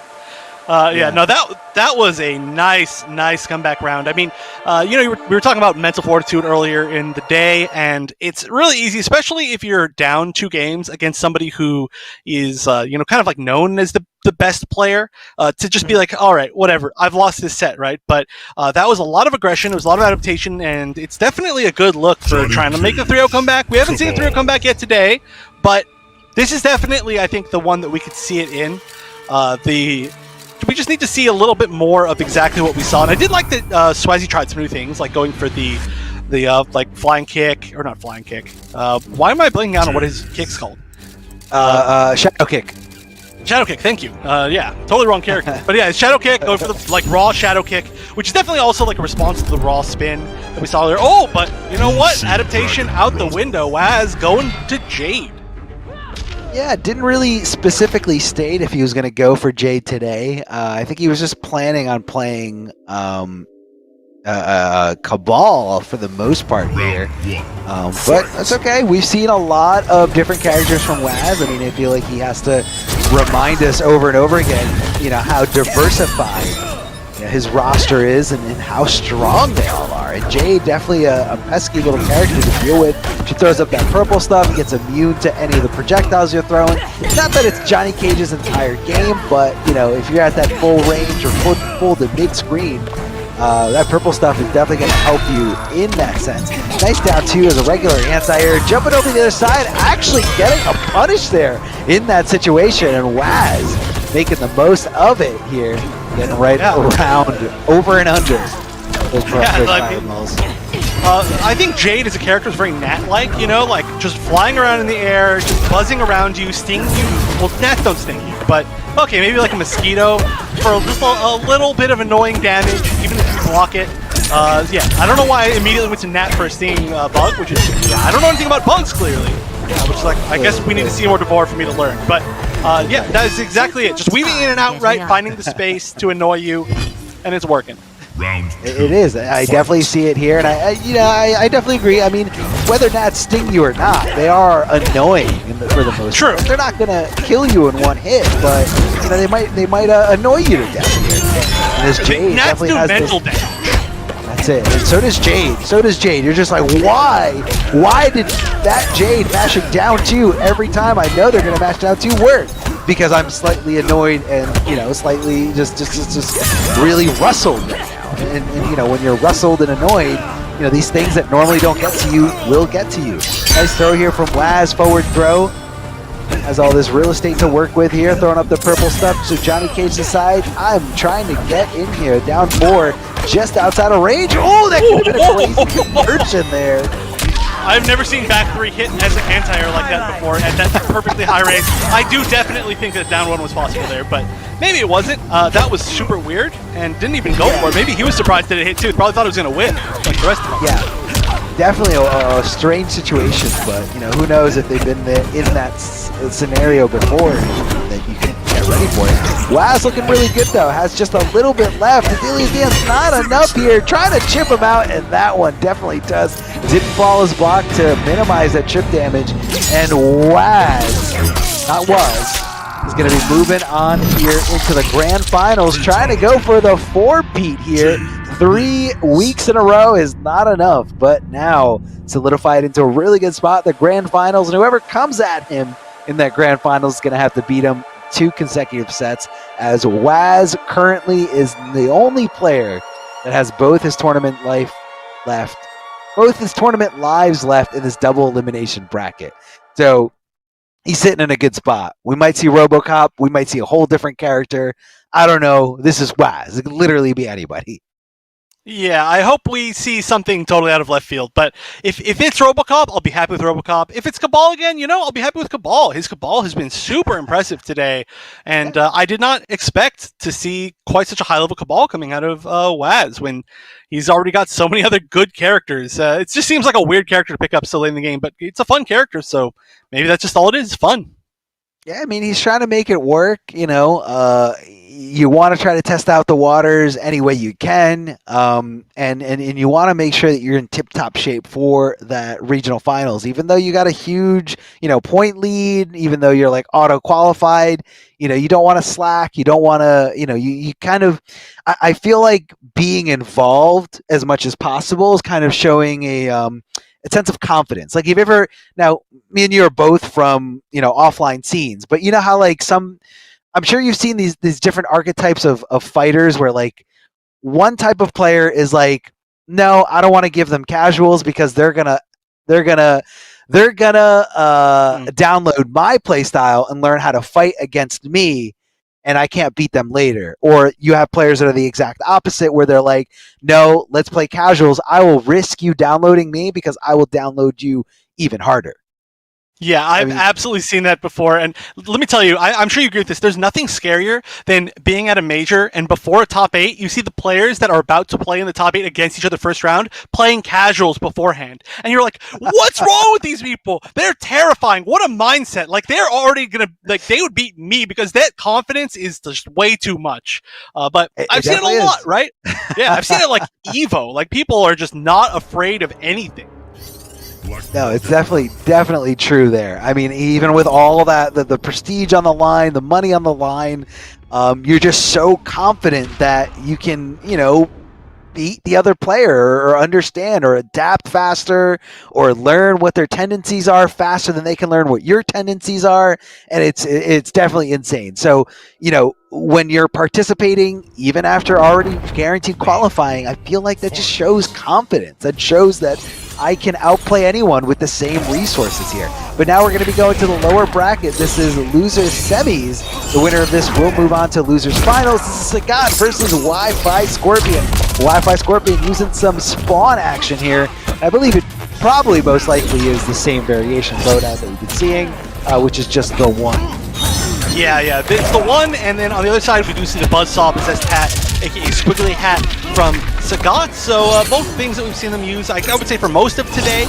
And I'm excited again to see this spawn come out, but went straight to Scorpion the last set. Maybe he just wants to try it again for this one. But I do believe, now I could be wrong on this, but I do believe that the person who knocked Sagat into losers was Wi-Fi Scorpion with his spawn. So it could just be the fact that, I mean, that I don't really need to explain that, right? I don't need to give any more information. Yeah. So this is the run back. This is, I've had the opportunity to kind of, understand what I did wrong. Maybe I wasn't punishing something. I had an entire day to work on it, or almost a whole day. But right now, Wi-Fi Scorpion, getting the best of his Kung Lao, and I don't know how you throw a Kung Lao once, let alone twice. I mean, they're always jumping, they're always swinging.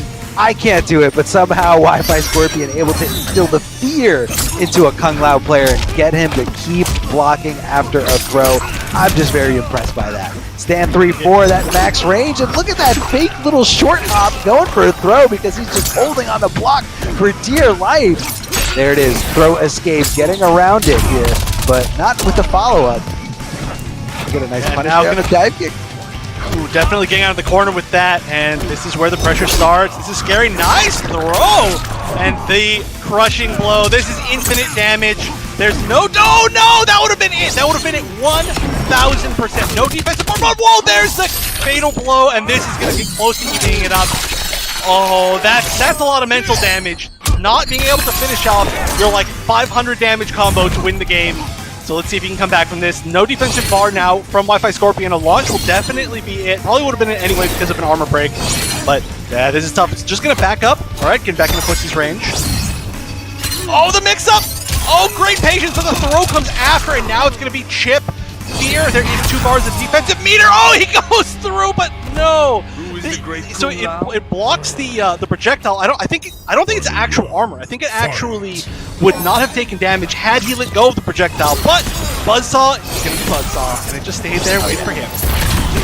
Yeah, so it looks like at the end of that animation, which ended because he, made contact with Kung Lao on the block. He was no longer invulnerable to the projectile. The projectile was still active. Big down 2 here. The little assist from the cape. Nice throw escape here. A little bit more aware of the throws is Sagat. We're seeing the throws able to convert. Look at that damage. Oh, hold on. Getting a little tricky here. A little sense of American reset here. But we're in Australia, so maybe they call it something. What do they call it here? I mean, in our country, we call it American reset. But that's just because we hate ourselves. They probably also call it an American reset because they just assume that we're going to drop all of our combos over here. But nice round. I mean, that was looking so back and forth, but then that was just a huge damage round. And one of the things that we saw in that last round was, we talk about how Lao is such an airborne character, but actually, the standing 3, aside from being one of the best footsies tools in the game from Spawn, that big chain, it's also one of the best anti-airs in the entire game from maybe a 40-degree angle forward. Its anti-air ability is just unbeatable. So jump kick from Kung Lao, dive kick, doesn't matter what you're doing, you're going to get caught out, and then you're going to go straight into the charge, into almost 400 damage, maybe 400 damage. So we saw that taking effect. You can't play the normal game you want to as Lao in this matchup. Yeah, no, and to kind of add to that stand 3, what's also so great about it is that, Spawn isn't reaching out with his arm or a hittable hurt box, something on his cape. It's literally a chain that doesn't have a hurt box on it. So, you're really not able to touch anything else. And I guess that's why the move has, a significant amount of recovery, but it's still just, if your opponent's in that range, it's such a great tool to poke in there. Little pokes play here. chainsies. Chainsies, yeah. We're past footsies. We're going to chainsies. I mean, I got no hurt box. What are you going to do? Big dive kick here from Kung Lao, able to stop Spawn in his tracks in the air. Anti-air, no problem. Little squiggly hat. And a nice challenge from Kung Lao with these mids, able to kind of get Spawn. Probably trying to double dip or probably trying to look for a throw. Yeah. Oh, but that max range, that looks like it's really, really tough to punish at that range. So, that could be specifically, a Spawn thing. Yeah, there are actually, both of these characters have some weird issues punishing certain things just because of the way that their normals work, where they've got these kind of slower, further range normals in the form of forward 2 from either of them or 3-4, but and then they've got their decently fast jabs, but their jabs aren't super far, so kind of punishing this middle range for both of these characters can get awkward. Yeah, I could definitely see that. Or you gotta kind of have to second guess, like, you know, instead of punishing the way I punish everybody else, I gotta do something else. Or, you know, I just gotta go for pressure, whether I want to go for the slower mid or for the throw. That's gonna be a big crushing blow here. I love the extension here of the combos. Thanks to that flow, gonna be left in a standing position. Trying to go for the overhead, and Kung Lao tried to go in there for the throw. And I think he was just a little too far away, but not this time around. Gets the back throw. The decent Oki, and Spawn with the delay wake up. Spawn with the throw attack, and Kung Lao trying to throw tech, trying to get the momentum back on his side. And he's just going in here with the swiggly hat. Why did the second one go over his head? I have no idea. That was the smartest thing I've ever seen. He did 3-4 from behind the hat and then went into the backboard 2 charge. I don't remember what the name of the actual charge, something charge like Lisa, but that was perfect. That was so smart, just literally ignoring the buzzsaw, the amplified buzzsaw sitting there. Genius. But not genius enough. Can we talk about how he had the round-winning punish there? He blocked the fatal blow. Very desperate move here from Kung Lao at that range. He was fully aware of it. He blocked the fatal blow from Kung Lao, and this has happened to me a lot. I'm sure it's happened to you and a lot of people watching this. But you can't swing too early on that fatal blow recovery, because Kung Lao is still technically in the air. So even though you're getting a punish, you're not getting a grounded punish, you're getting an airborne punish, which is a totally different combo route altogether. But obviously, you know, you want the grounded one for more damage. And that is very, very unfortunate here. And yeah. And that is the choice that he made too for the punish was like a really unfortunate one to hit airborne, because I think he might have been going for the 1-1 back 2 charged crushing blow, and that is just perfectly not good against airborne opponents. So like had he gone for something like simpler, like 2-4 into the charge, he would have at least gotten like a little bit of a conversion. But yeah, that was super unfortunate. You react too fast and you're the one who loses. R.I.P. Yeah. Why are you getting punished for being responsible? A responsible punishing human being. No, it's just little intricacies, it's little tech, and you know, I do love those little details when it comes to fighting games, because you know, you gotta have the overall knowledge of a lot of different things, a lot of situations. And I'm sure when it happened, he said, crap, I totally forgot that I was supposed to wait just a little bit so that this didn't happen. So, you know, unfortunately, he didn't get the comeback. He didn't get to tie the rounds up. And now the games are tied up here. One apiece. Wi-Fi Scorpion versus Sagat here. Some of the best in the Oceania region. Whoa, yeah. Did you see that? Yeah, that was nice. Back. Love with the sweep too. Oh, whoa, gets out of it. It's only like plus like 3 on restand, so you do have quite a bit of time to actually do something, to challenge. And you know, Sagat went down there, but there was really no chance of living. So being able to get out of the corner for the next round is huge. Tries, oh no, missed the forward one. Definitely did the forward one a little bit too early before he recovered out of the trade. And unfortunately, that means he gets punished for the spin. Could have been a lot worse though, as far as punishes go. Still has the corner positioning. Oh no, he held it a little bit too long. Yeah, it seems like it's a very specific timing there. Like if you hold it too long, you get hit by it. If you do it too early, you know, you're getting hit after you recover from it. So, very, very tough call here.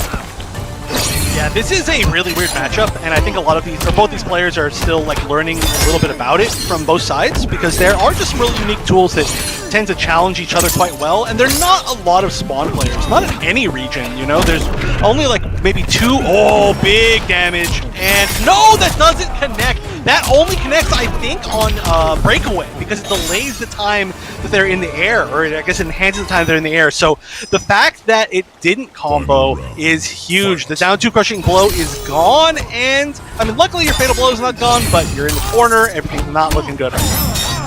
Yeah, definitely brings me back to shades of Dragon versus Sonic Fox back in Montreal, where Dragon called it out, bet it all on the fact that Sonic Fox was going to break away, but instead, you know, you just got to kind of play the mind game here, and that's what we're seeing here at the highest level of Mortal Kombat 11. Breaking away here right in front of Kung Lao, risky stuff.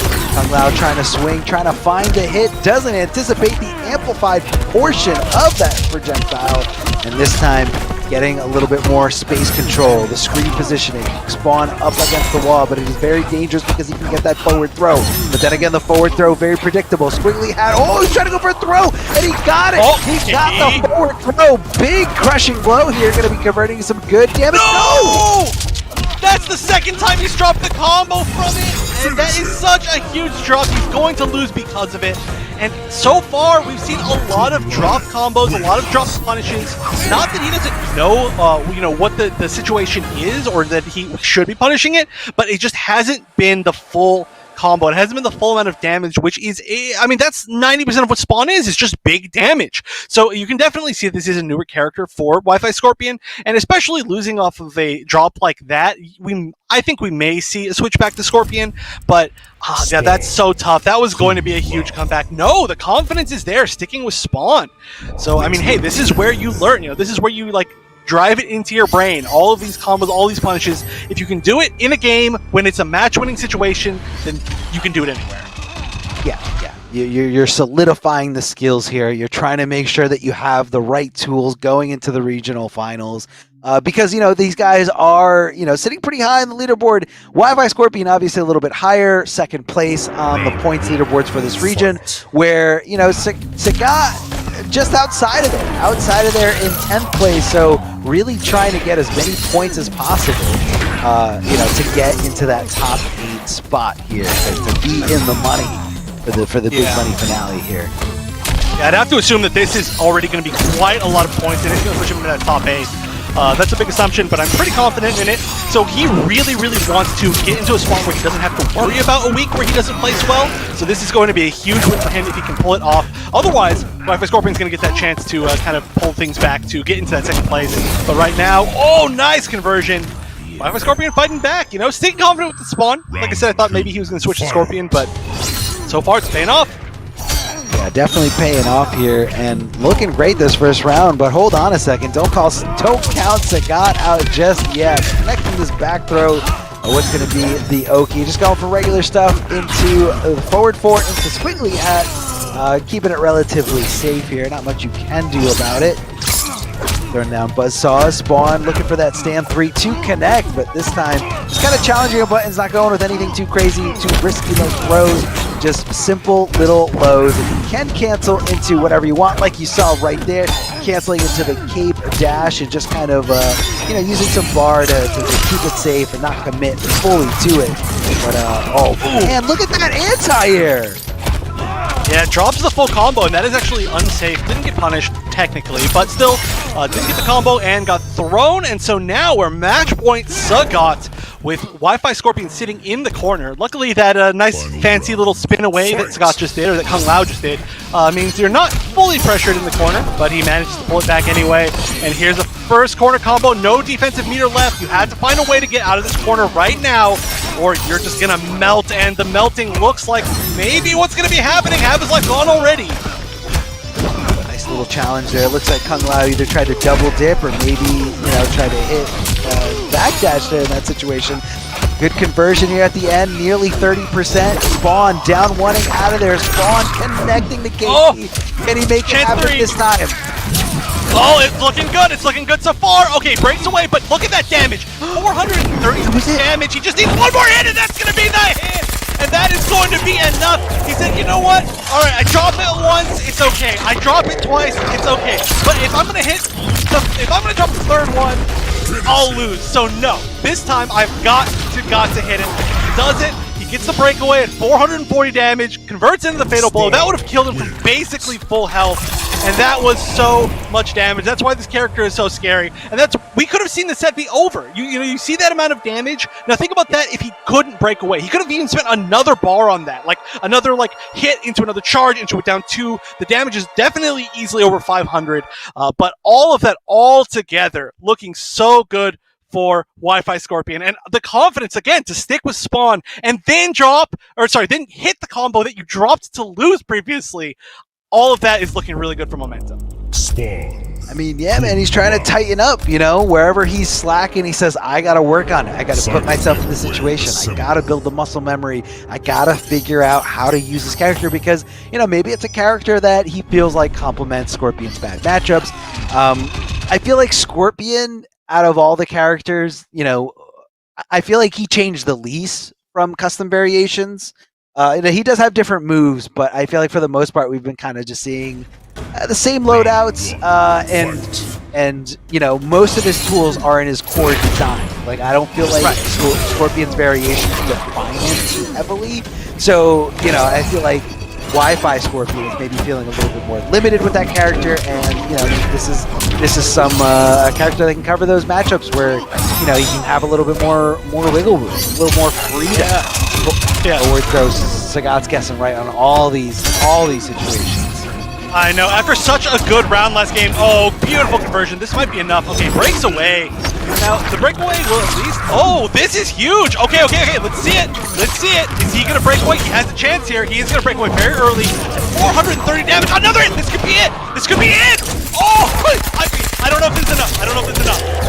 Oh, look at his life bar. His life bar was full like 5 seconds ago. Oh my god! It's enough! Oh my god! It's enough! How is that enough? He hit him twice and he died! His life bar was full, he hit him twice and he died! He was at like 1 life and he broke away. He was at 1 hit from death with 0 defensive bar, and then he hit him twice, and 5 seconds later, it's match point Wi-Fi Scorpion. Oh my god. Alright. Sagato not looking phased. He's going to keep the pressure going. He's going to drive him into the corner again. It worked out really well for him the first time. The only thing is he just needs to not get hit even once. But the throw crushing blow's gone. That's big. The fatal blow's gone. That's big. Yeah. No more of that resource. Ducking right under the throw and not able to convert into some damage here. Does get the back throw. Does want the little space control here. Trying to stop Kung Lao in his track. Trying to stop those. But here come the interactables. Down 2, not trying to play any games, not trying to get the side switch there, as you really couldn't teleport and continue or guarantee anything. So he just said, you know what, I'm just gonna go straight for the down 2, no problem. Breaking away, getting hit there with the overhead at that max range. Such a good tool here from Spawn. That cape just reaches so far. It puts you in such a range where it's very difficult to punish. Back throw from Spawn, regular projectiles here coming out. Waiting for the buzzsaw hat, Kung Lao, when, the fact that he can move right behind that buzzsaw, it kind of gives him the extra little edge in the zoning. There's no meter for breakaway here. This is going to be huge. Uses the double combo. Look at that. 450 damage. Throw would have been enough. Great tech. It was the only way to get out of that. Defensive bar is back, but it's not going to matter. The 3-4 is going to hit. And once again, the match was looking like there was no damage on board. 1 hit was all it took. And the Spawn pick is going to work out. I think we officially need to change his name to Wi-Fi Spawn. You just keep updating it to whatever he's playing. Wi-Fi, Spawn, or Scorpion.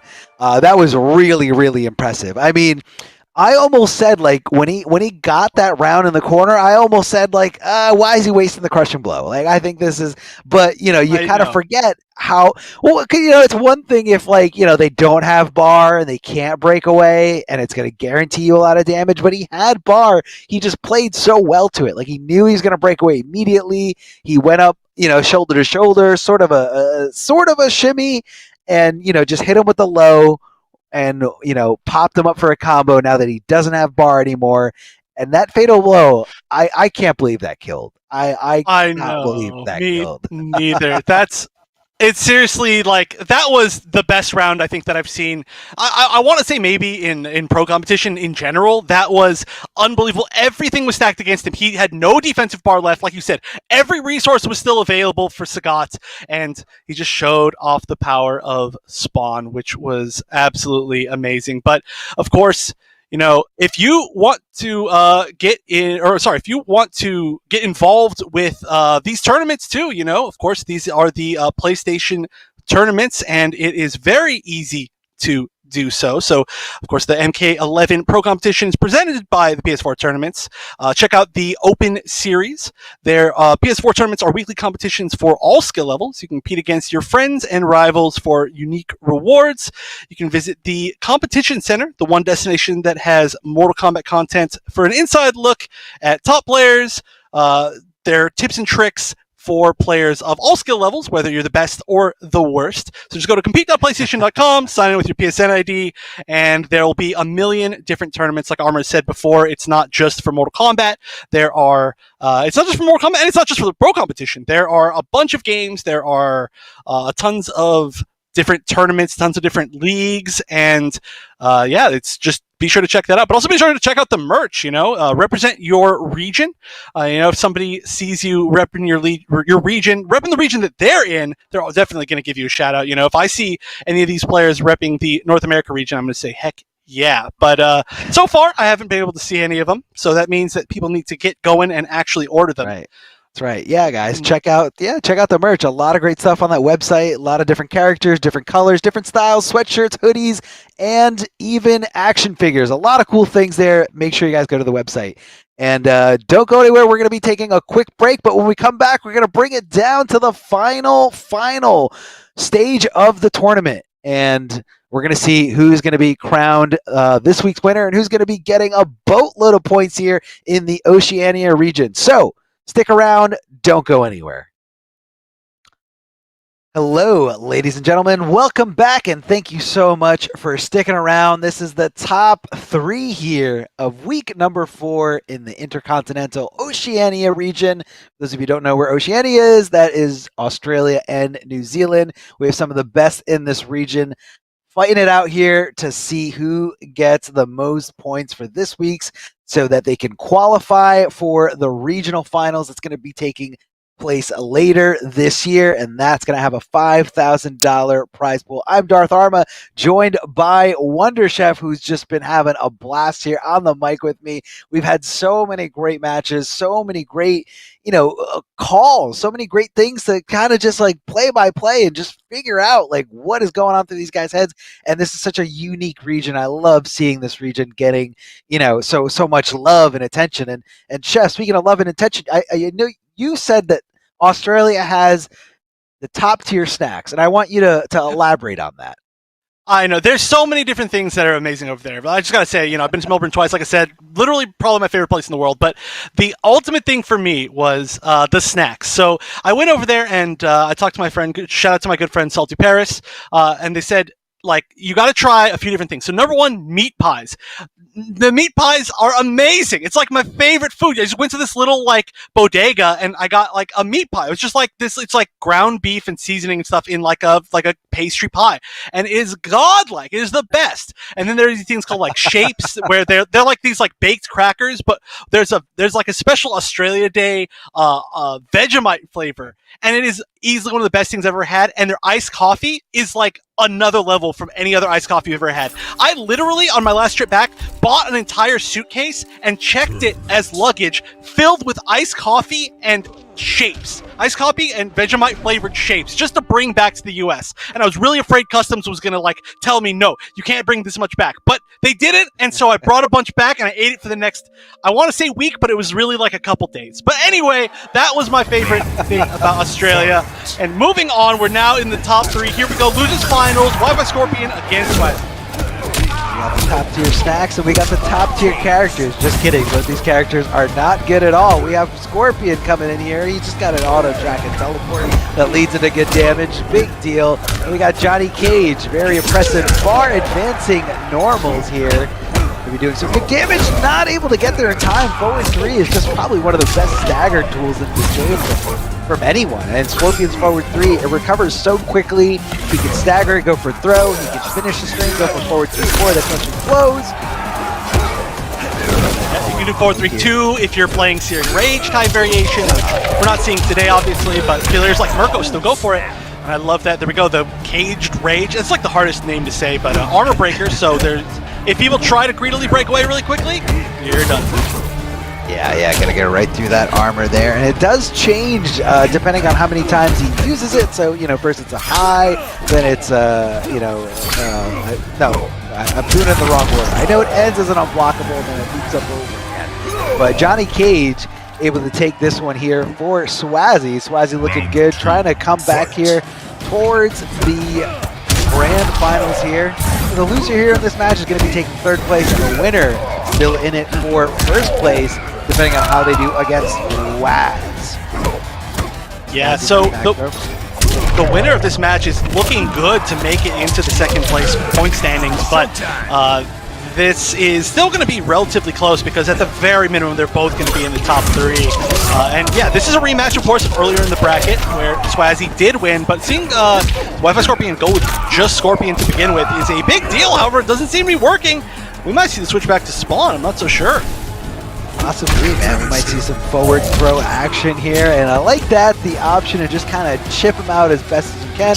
It wasn't going to be a guaranteed win situation, but he was going to be able to amplify on block at the cost of 1 defensive bar, so really no risk there in that play from Swazzy. So very smart, very calculated, very textbook move there at the end. Nothing too crazy, just playing it by the book. And Wi-Fi Scorpion, like you said, is able to switch over to a different character. We saw a lot of great spawn action coming from him. So, you know, we could be seeing the spawn. We could be seeing that forward throw crushing blow for a lot of damage, which we saw a full bar comeback earlier on today's stream. So if you guys are just joining us and didn't see it, it was in the loser semis, and it was insane. Like what he was able to pull off. He just touched him twice and his entire life bar was just depleted and gone. And it was it was super hype. It was super good. Yeah, one hit from death made it all come back. Oh, dude, it's you know, these I don't really want to call. I feel like crushing blow is not a comeback mechanic. Like fatal blow, definitely, sure, because you know you have to drop down to 30 or below.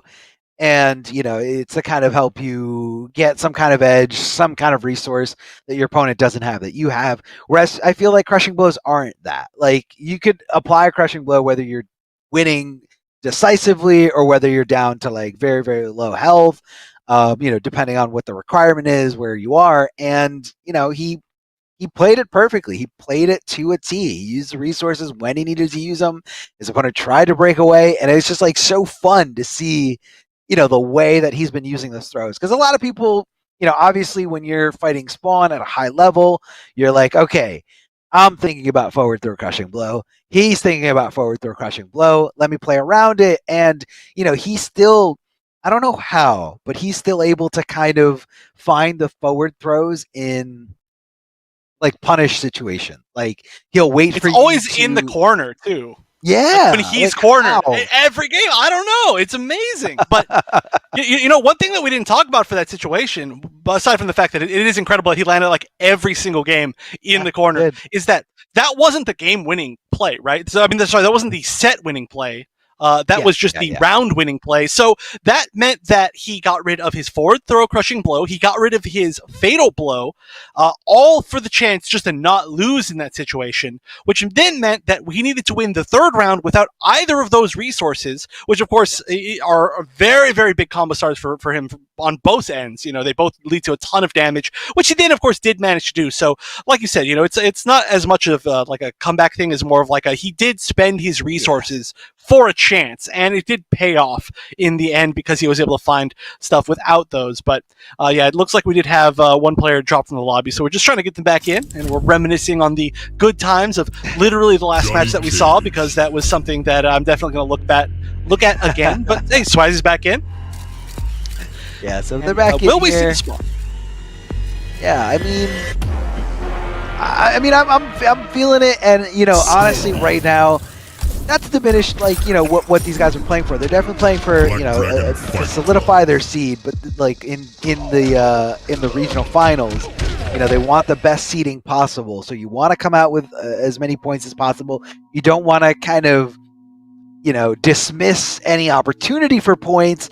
But this is number 2 and number 3 on that points leaderboard, and you know, the difference is there in the points. But like for the most part, these guys feel like they're going to end up being seed number 2 or 3 in that regional finals, which means they have a direct path, you know, on their side of the bracket. So, you know, they got to figure it out. They got to figure it out, because this is going to be a determining factor in that, you know, small top 8 invitation. Yeah, it is, and this is a pretty big deal. But we are going to see now the stick with Scorpion. There's not going to be any change as far as that goes. which I'm surprised. You know, after winning such a dominant game with Spawn, normally you'd expect to see the Spawn come out again, and it wasn't like terrible the first time they played. It wasn't, but maybe he just felt like Swazzy, you know, had something really downloaded. I feel like Swazzy's really good at sniffing out throws. You know, I feel like even when Wi-Fi Scorpion is playing against Swazzy, he's got to play a little bit more reserved in terms of, you know, when to go for throws here. And, you know, Swazzy loves tough reads. The really committed, I'm holding down, not blocking, hoping to God that you're not throwing that mid out at me because I want to make that throw whiff. And he's fully committed to making that happen. So I feel like that kind of counteracts his whole play style with Spawn, especially. Big chance here, does break away, and what a call out there, loading up that spear to make sure it does extra damage here. And again, he's so good at that. He understands exactly when Wi-Fi Scorpion is coming in for that throw. That's going to be a whiff punish. Big jump in to maximize that damage. Have you ever seen anyone whiff punish with a jump in? Very rarely. Yeah, I can't believe how many times we've seen the down 2 crushing blow. We don't see that many like micro ducks from Swazzy. Swazzy just makes that read all the time, apparently. Yeah, definitely see that. Yeah, but now again, looking to be a tough situation for Wi-Fi Scorpion. You know, the projectiles are there, but of course you don't want to willy-nilly throw out those projectiles. That's going to be a cancel. He knows it, and the down 4 is a great check for it. Even on block, he would have been safe. And now we're going to see a quick 2-0 victory so far for Swazzy. This is a very different way than this set went the first time around. I mean, we did see, of course, like I said, mostly Spawn, but the Scorpion came out and did win pretty convincingly. And this is just looking totally one-sided. Yeah, I mean, you know, this could be fatigue coming out on the side of Wi-Fi Scorpion. I know these guys are playing from the comfort of their home, the comfort of their own Ethernet cord. But, you know, it does take a toll on you. You know, sometimes when you're there playing Kombat League for hours and hours, you know, you start to sweat. Those little things, those little annoyances that are coming at you, you know, they dig under your skin a little bit deeper, but that's because, you know, everybody's got like a mental tank. Like, there's only so much that you can withstand after a long period of time. And unfortunately for Wi-Fi Scorpion, he went down to the lower bracket or the losers bracket a little bit sooner. So once you drop down to that losers bracket, you're going to be playing a lot more matches, and you're going to be running on E in no time in terms of, you know, your endurance. That tank is just going to be empty quick. Yeah, well, also with that match against Sagat, which was by far, I think, my favorite match of the day. It was for sure my favorite match of the day. A very close back and forth with a lot of comebacks. That is very mentally draining. So we'll see if Wi-Fi Scorpion can find a second win, but he's going to need to find it fast in the corner with about a 50% life deficit. That is not an easy situation to be, especially against Johnny Cage, the corner master. Definitely the corner master here. Oh, hold on a second. Forward throw. Gonna do a little extra damage thanks to that burning spear here. Whoa. Hold on a second. Oh boy, yeah, this is gonna be good. Oh, double short hop. I've never seen that. I've never seen that ever.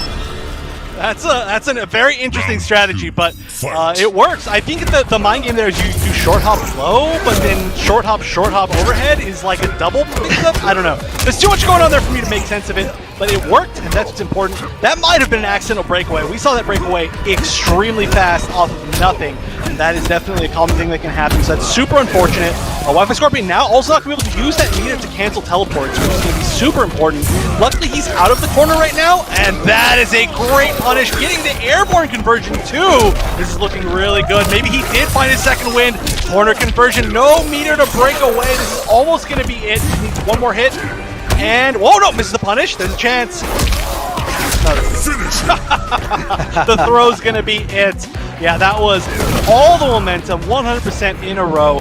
And now this match is gone score-wise exactly like it went in the previous one. 2-0 for Swazzy. Then a very strong Scorpion game in game number 3. But going by history, that would mean that next game is going to be a Swazzy win. Will it, or will fate change?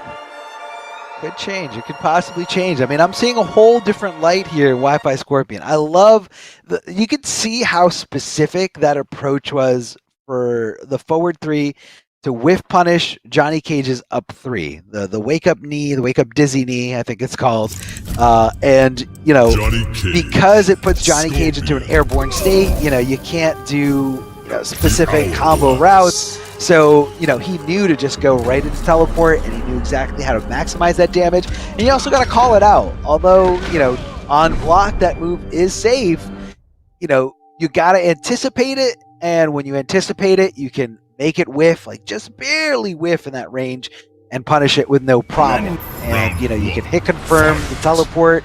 Like if you see that it was blocked, you can cancel it. Or if you see that it was a perfect hit, just the call out that you wanted. Whoa, hold on a second. He went for the shades. He went for the shades first hit crushing blow. What a hard call out. But very rarely do you see it whiff like that. I was a little bit too far back to even try that. But hey, you love to see it attempted at the very least.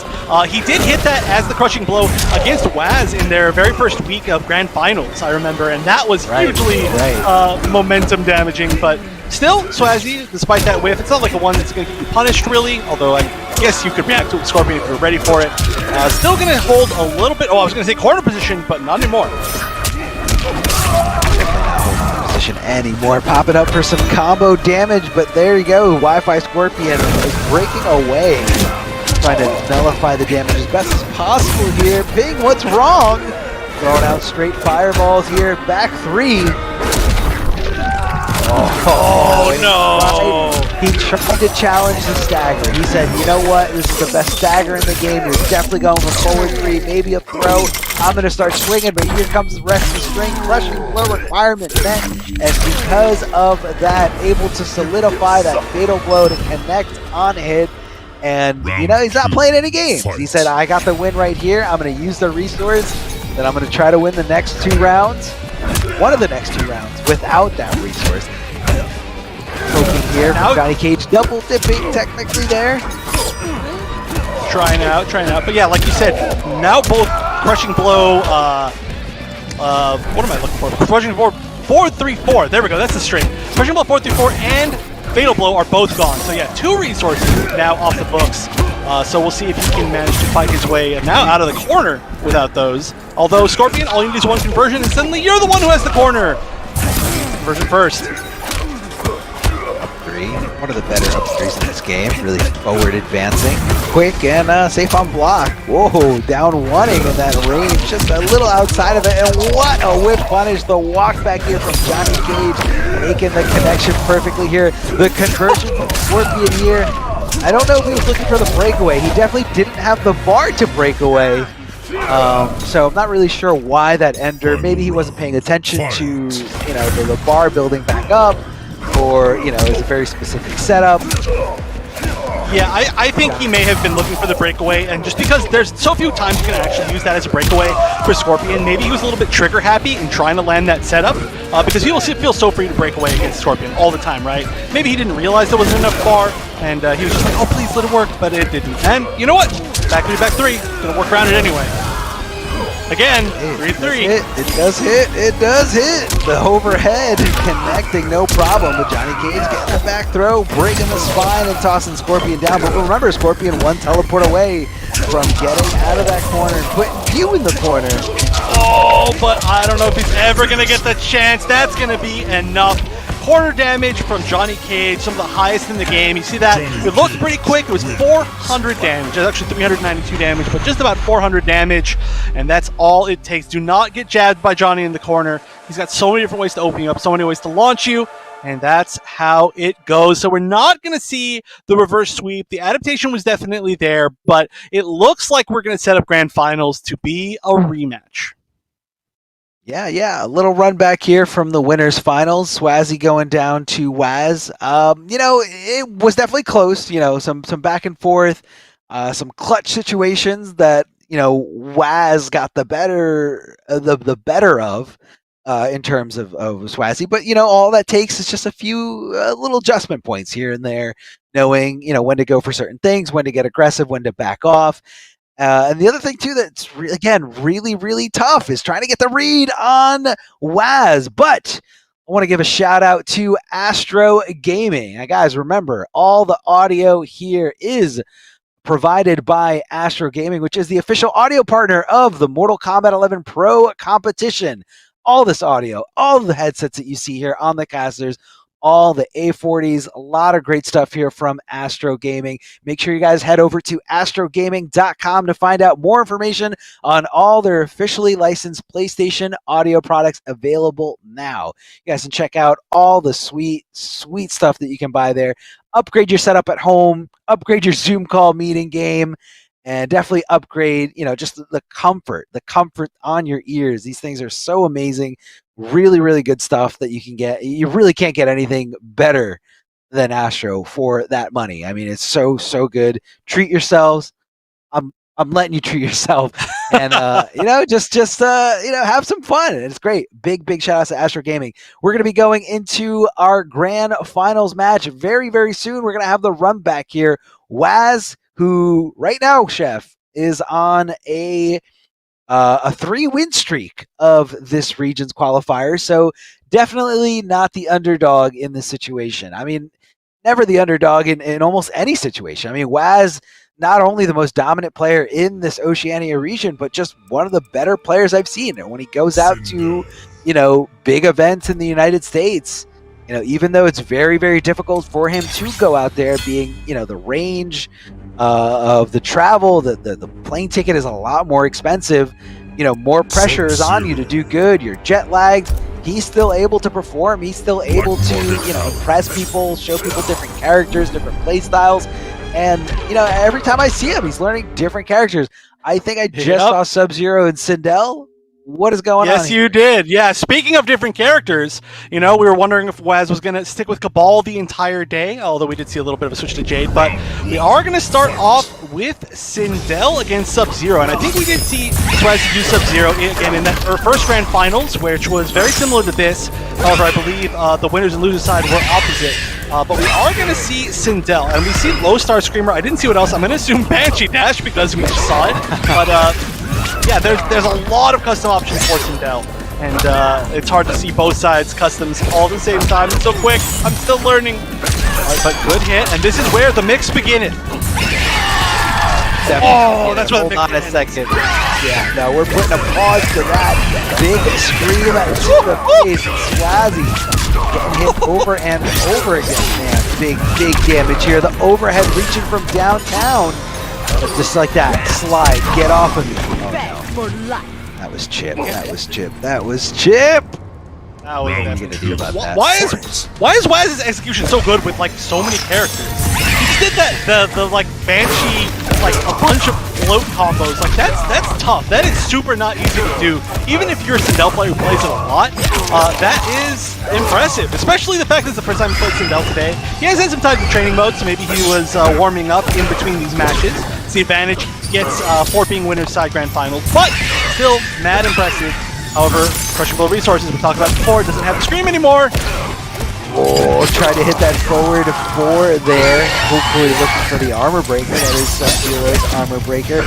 Just outside of the range there. Didn't connect. Could have been a really bad situation for Waz had he gone for the back one to go for his kind of whip punish.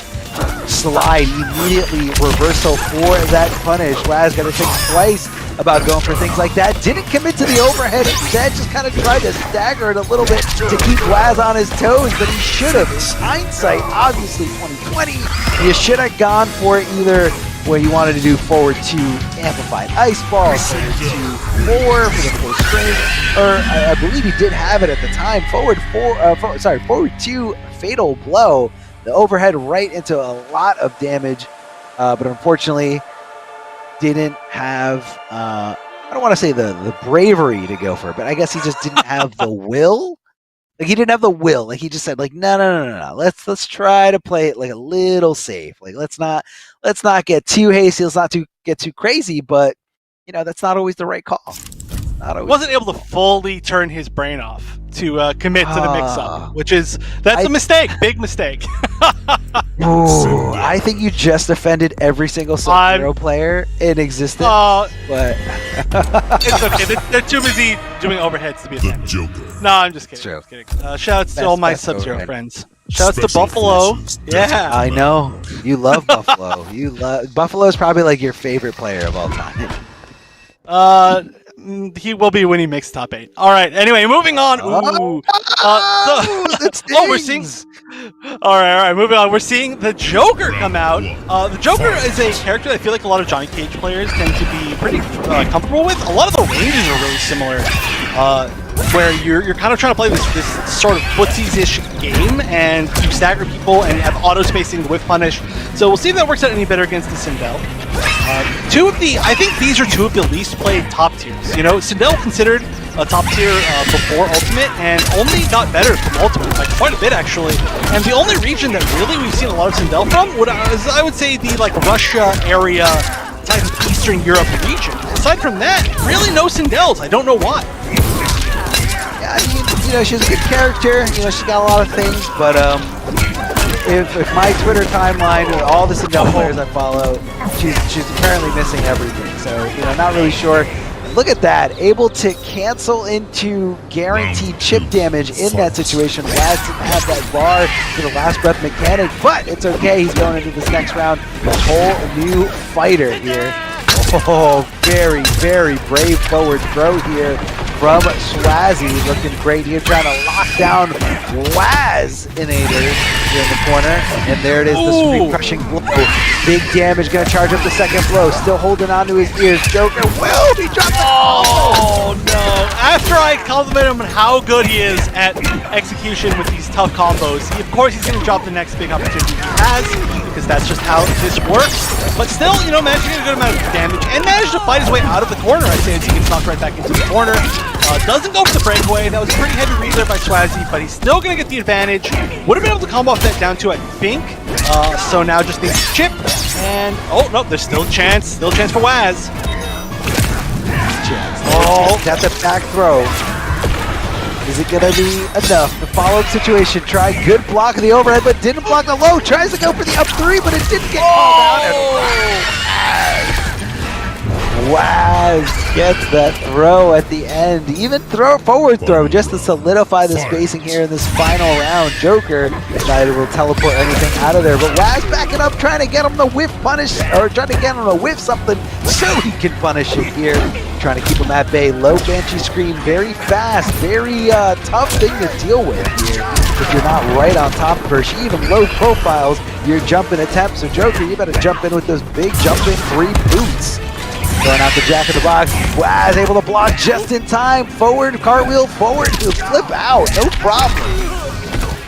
Yeah, just playing the runaway game, and this is one of the biggest advantages of Ultimate Sindel, is that you can take both low Star Screamer and the Banshee Dash, and both of them really strong zoning tools. So before, she was really forced to just play footsies, but now she can be a true zoner alongside having a bunch of other really strong tools, you know? She can zone, she does a bunch of damage from conversions all at the same time. She just gets so many different good things together, and that is going to be a huge advantage against characters like Joker, who probably will out-footsie her with the long range, like disjointed normals versus her long range just normal normals. And it's shown off. You know, Waz played quite a bit of Sindel, I think, before Ultimate even. It's just kind of his style, I think, aesthetically. So good to see some more coming out of him right now. And I don't know if Joker's the pick. I really don't. I mean, the corner pressure was good, but neutral was looking a little bit rough. I mean, I feel like he's chalking up that last loss in that game to maybe a crushing blow that, you know, shouldn't have connected, or a scramble situation. You know, because that round number 2, it was quite a comeback there from Waz. Not huge, but when you had so little life and you have a move like Joker's Jack in the Box, like, you shouldn't be losing in situations like that. And that's what he's feeling, and he knows, okay, I made a mistake. You know, you win some, you learn some. I'm going to move on, and I'm going to know, you know, it was just that tiny little clutch factor, that tiny little scramble. And I definitely see him being confident in this Joker thing. But I could be totally wrong here. Forward throw from Sindel. Wazinator looking strong here. Cartwheel in, cartwheel out, no problem. Here comes the little Batsy Pew. I believe he didn't have this one loaded up last time. Is that correct? Yeah, as far as I know, this was not the same variation, so we are going to see the low projectile. Both of these characters with very strong low projectiles.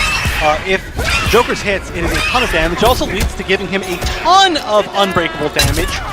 Just doing anything into amplified low gunshots is just ridiculous damage. I don't know why it goes quite so much, but it also pushes you back really far. It's good in general. And again, we see the corner pressure working very well, but a well-timed roll out by Waz is going to give him the screen again. And oh, look at that. You land on it. It does so much damage. It's 131 for only 3 of the 4 shots. So insane. It does not scale at all. Look at that. Not even able, you didn't even have to finish those shots there at the end.